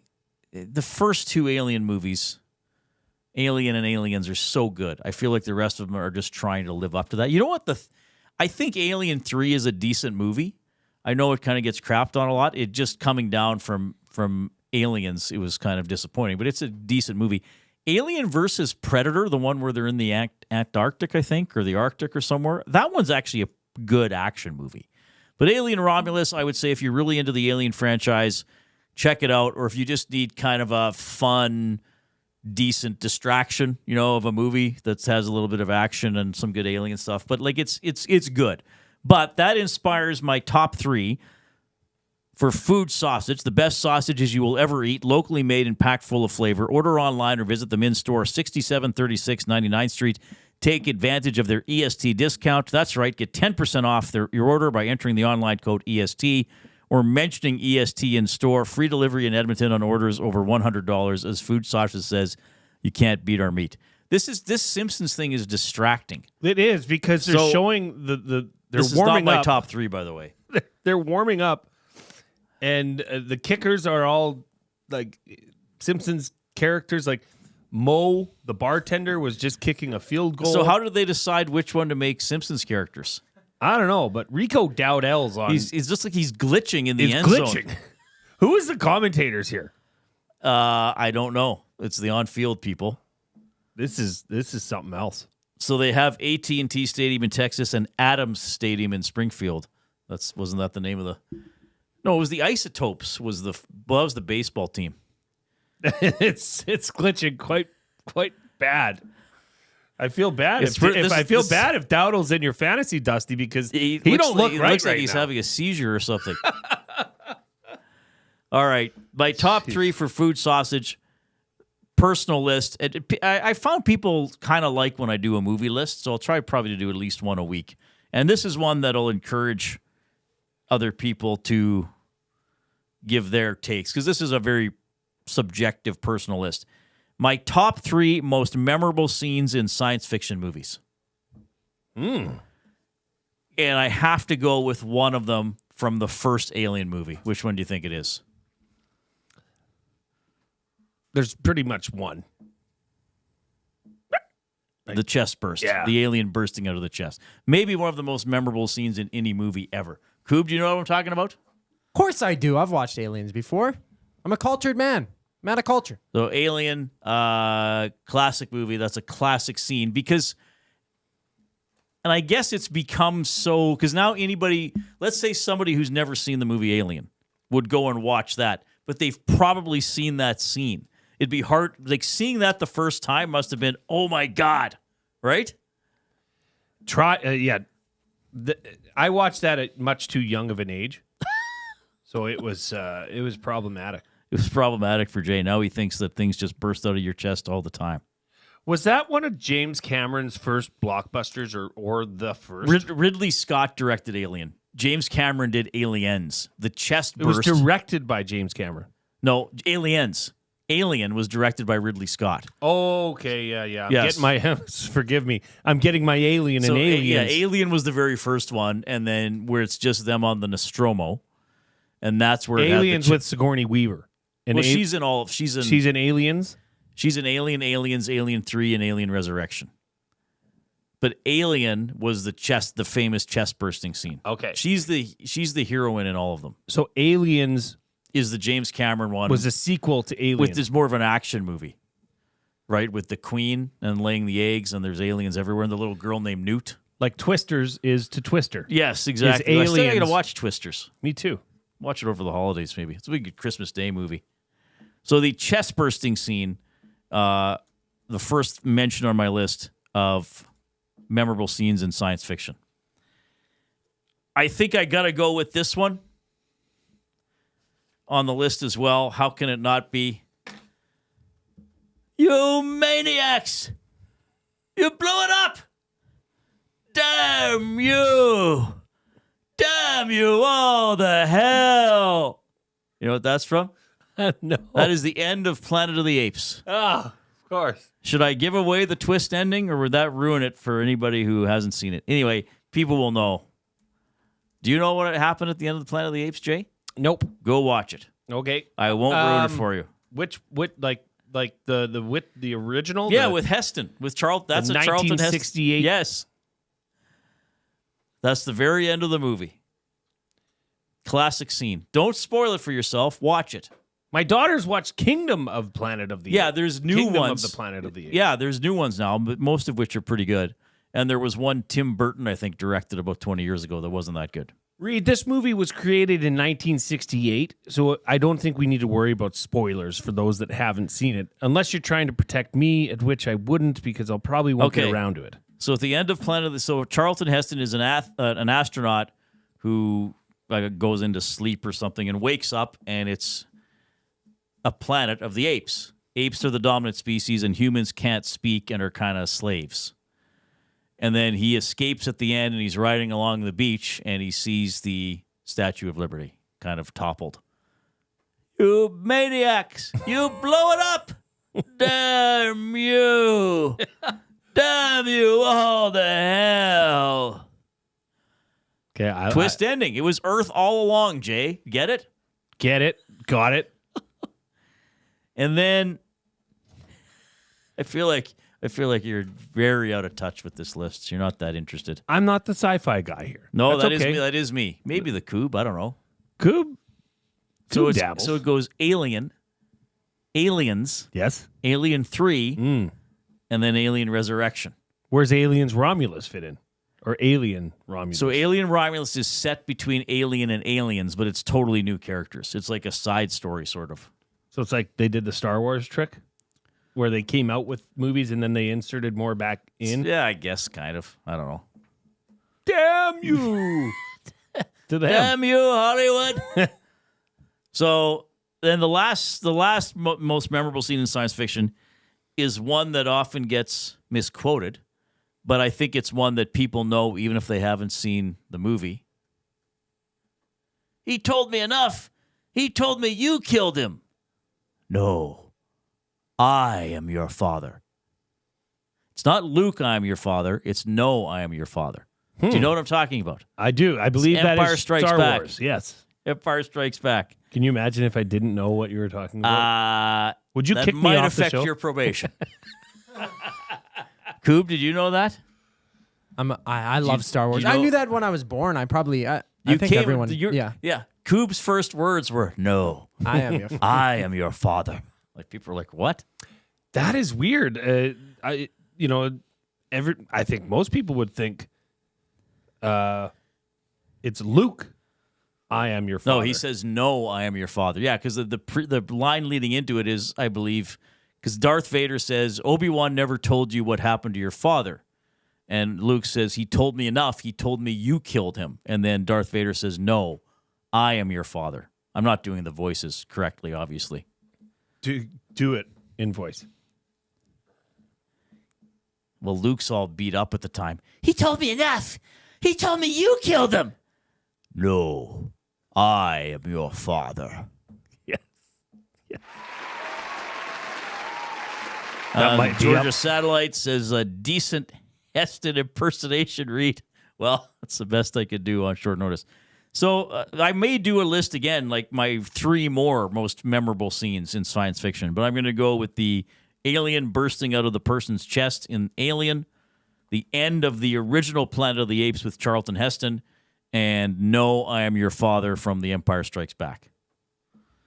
Like, how the chest burster scene, as much as these are subjective lists that are often personal to me, is the chest bursting scene not, can you even argue that being on a list? No, but the Star Wars one would be the most iconic, I would think. Universally. Yeah, but I wonder how many people quote that and they don't even know what it's from. Like younger people. Like Where they just know generally it's from the Star Wars world, but they don't know the film or the circumstance. And then they go and misquote or the it. revelation. Yeah. Luke, I am your father. Yeah. We should do a whole maybe we should do segments from time to time where you impersonate one sci-fi hero or villain, and I take the counterpart. Yeah, we could try that. I can't even think of where we'd begin. Just spitballing, Reid. We're just spitballing, okay? We don't have to do it right now. That's good. 780-218-9999 into the nasty chat on YouTube. Give us a thumbs up as you're there as well. We'll see how high, how far over 100 we can get. Don't be a pleasure delayer. Give it to us right now. We will put a wrap on the show. More of your texts here about Tre Ford and the Edmonton Oilers. They're warming up. They're showing us the real people version of Monday Night Football, not the Simpsons stuff.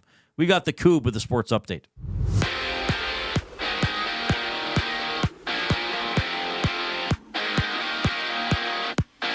Right now in the NHL, the Red Wings trail the Sabres 3-2 with the Sabres just scoring nearing the end of the first period, and the Blackhawks lead 1-0 over the Rangers with under 2 minutes to go in the first frame. Later we see the Ducks take on the Canadiens with the Oilers back in action tomorrow.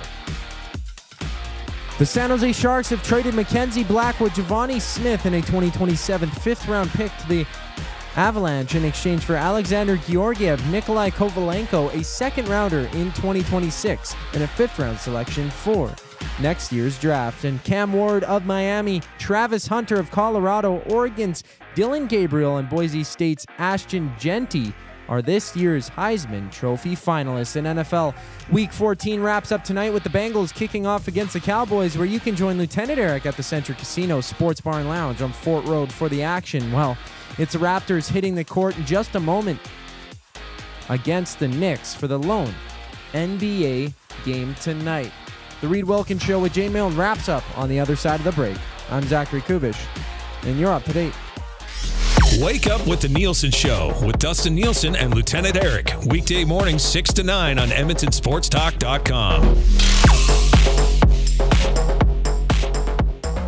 Book your holiday party at the CBH today. The Canadian Brewhouse is your ultimate destination for events, parties, fundraisers, and more. 'Tis the season to celebrate. Visit and book now in-store or at thecanadianbrewhouse.com. Looking for a winning strategy for your retirement? Contact me, Joaquin Gage at K4 Financial, where expertise meets dedication. I will always look for a careful approach to your retirement, ensuring your financial future is secure. From tailored strategies to clear, actionable advice, I'm here to guide you every step of the way. Don't leave your future to chance. Get in touch with me, Joaquin Gage, today at k4financial.ca or email joaquin.gage@k4financial.ca to start planning for a brighter future and a more secure retirement. Edmonton Sports Talk delivers a mass audience of key, influential customers to your business, all while you associate your company brand with the biggest names, the hottest sports news, and teams from every league around the globe. Oilers and Elks, NHL, NFL, Major League Baseball, and the association, Formula One, soccer, golf, oh sweet mama! The excitement is palatable on Edmonton Sports Talk.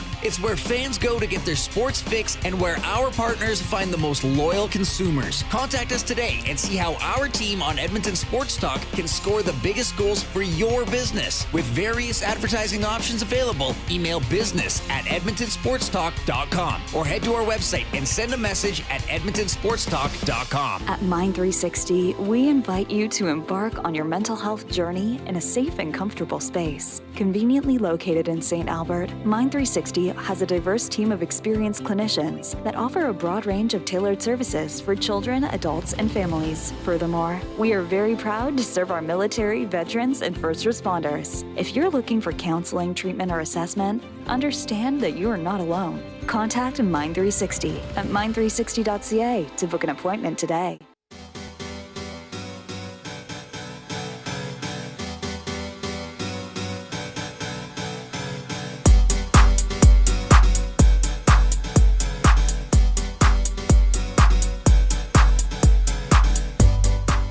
All right, Monday Nighter, Bengals, Cowboys. So the Simpsons version is on what? Disney Plus? Disney Plus and ESPN Plus, which I don't know anybody in Canada that has ESPN Plus, or if Do you we can. I don't think we get it. Yeah. Well, I'll probably watch it now just out of a sick curiosity. Will they talk like Simpsons characters? If somebody drops a pass, I don't. That's great. I don't know. Man, the Bengals are only favored by 4.5 points. Something seems off here. Well, they give up a lot of points. The Bengals are probably the best. What's their record? Apparently, it's going to be on 4-8. TSN Plus. They're as probably well. the best 4-8 team in the NFL. Well, offensively. Can't get the stops. We're in the James H. Brown studio. James H. Brown, personal injury law firm, the heavy hitters of injury law. With over 200 years of experience, James H. Brown will get you the settlement you deserve.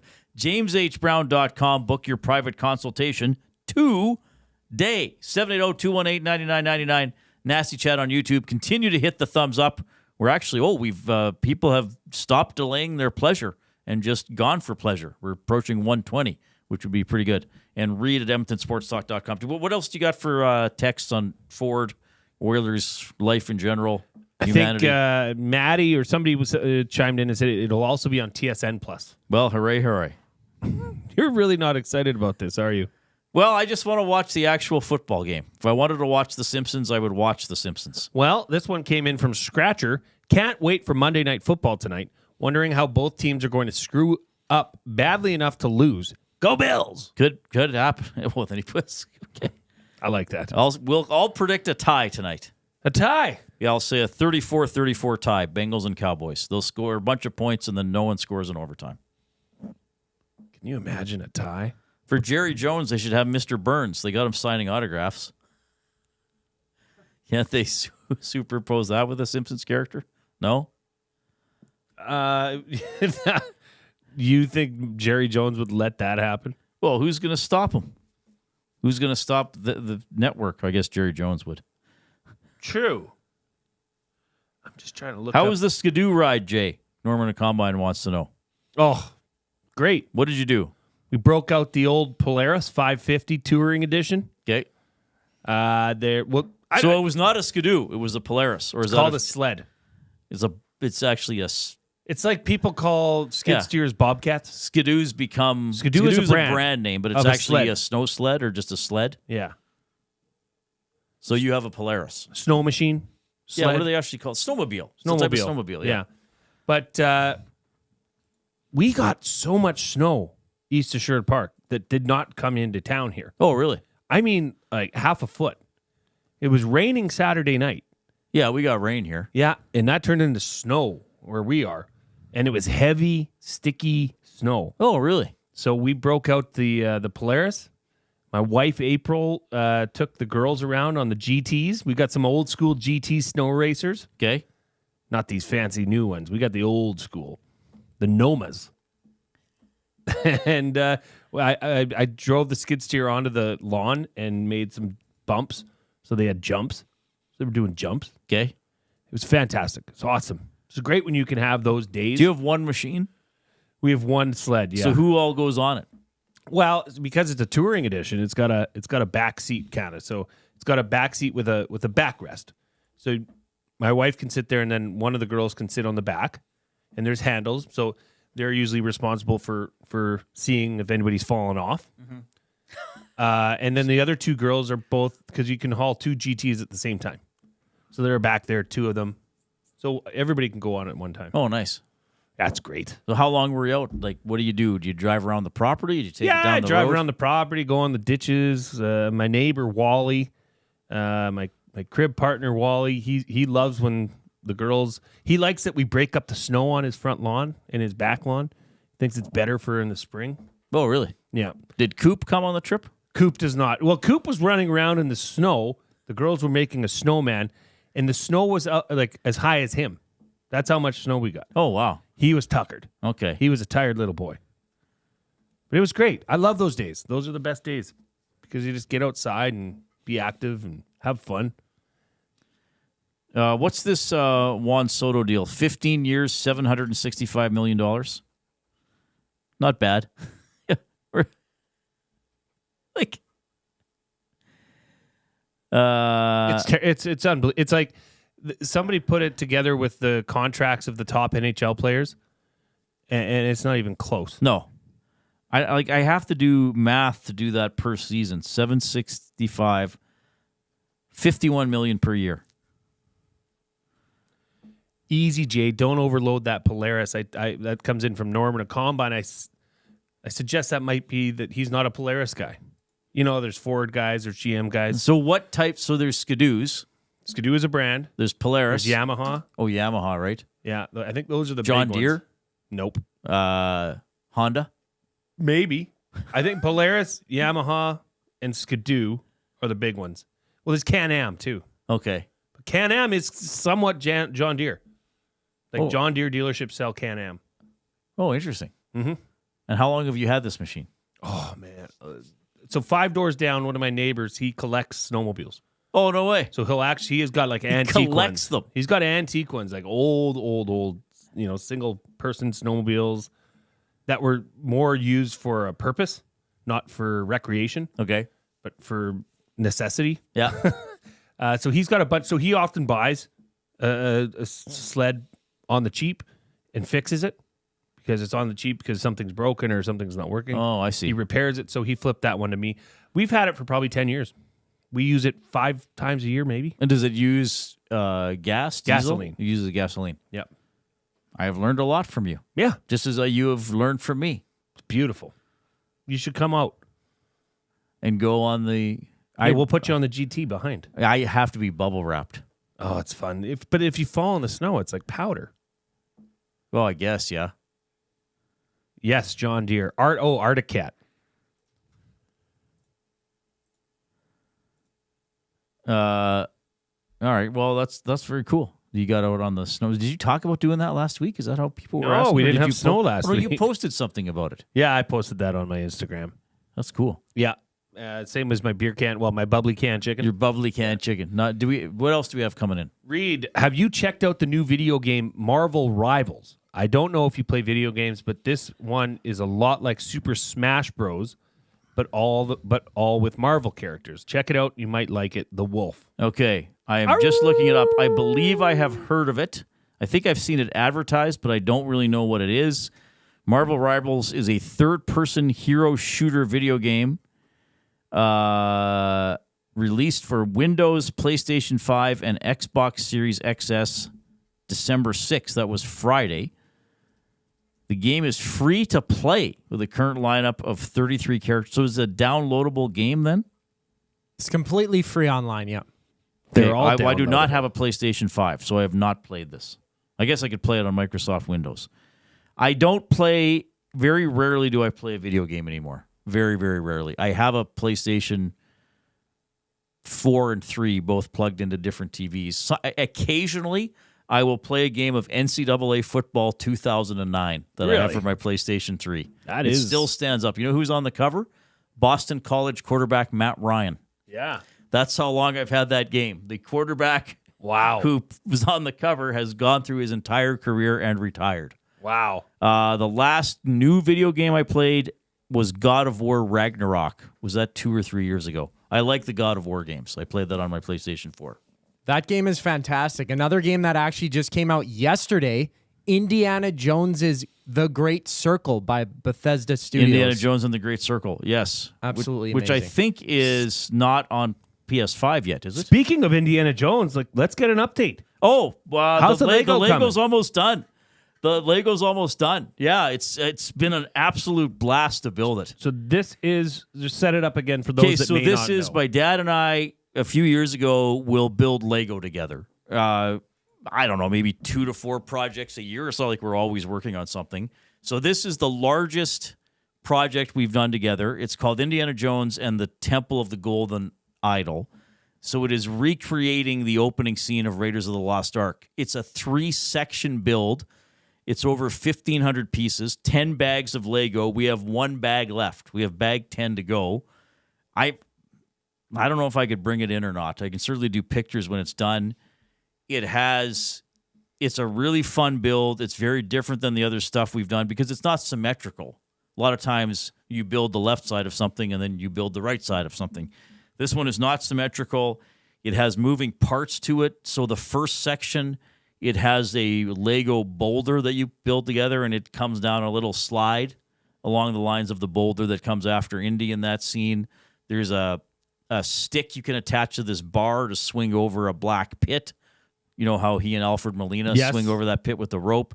So now we're building the last section, which is the room containing the golden idol. And there appears to be a little platform that goes up and down, because remember, he puts the sand on it, and then how it is it sinks into triggered the or ground. activated? The levers are on the back, and they come underneath, and then there's a dial to turn on the front of it. So when this is completed, I want you to do a thorough video, just a video off your phone, showing it in detail, so I we can can do that, play yeah. it on the show. Oh, yeah. That's YouTube can't give us heck for that. No, they can't. They can't ban us in Russia. Well, maybe it'd be better if we're banned in Russia. I got to see it. I think our listeners would love it as well. Shawnzy says, back in the day, I used to have the Brett Hull Edition GT Snow Racer. That was classic. Brett Hull had his own edition of GT Snow Racer. Oh, I didn't know that. Oh, yeah. Those that know would know. Hey, earlier, friend of the show, big-time guest, big-time host of the Pipeline Show, Guy Flaming, good guy, was in the Nasty Chat. He said, based on your movie choices, I think that we can be very good friends, Reid. Don't worry about Jay. He has Seal. You do have Seal as your friend. Did he text in today? Seal, no. I haven't heard from him. Maybe he's on holidays. So actually, I'm glad Guy. I actually don't know Guy that well, even though I have a lot of respect for him, and he's a great guest on the show. In studio. Yeah, we got to get him in. That would be again. fantastic. Yeah, because I think we said we try to have him once a month. I think we've only had him twice.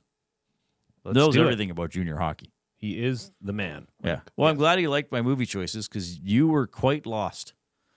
Yes. You were more glazed than a donut. That was a good one. Pretty good. Do we have any other messages of note on Oilers Elks? We've spent ourselves. Well, let me go into my.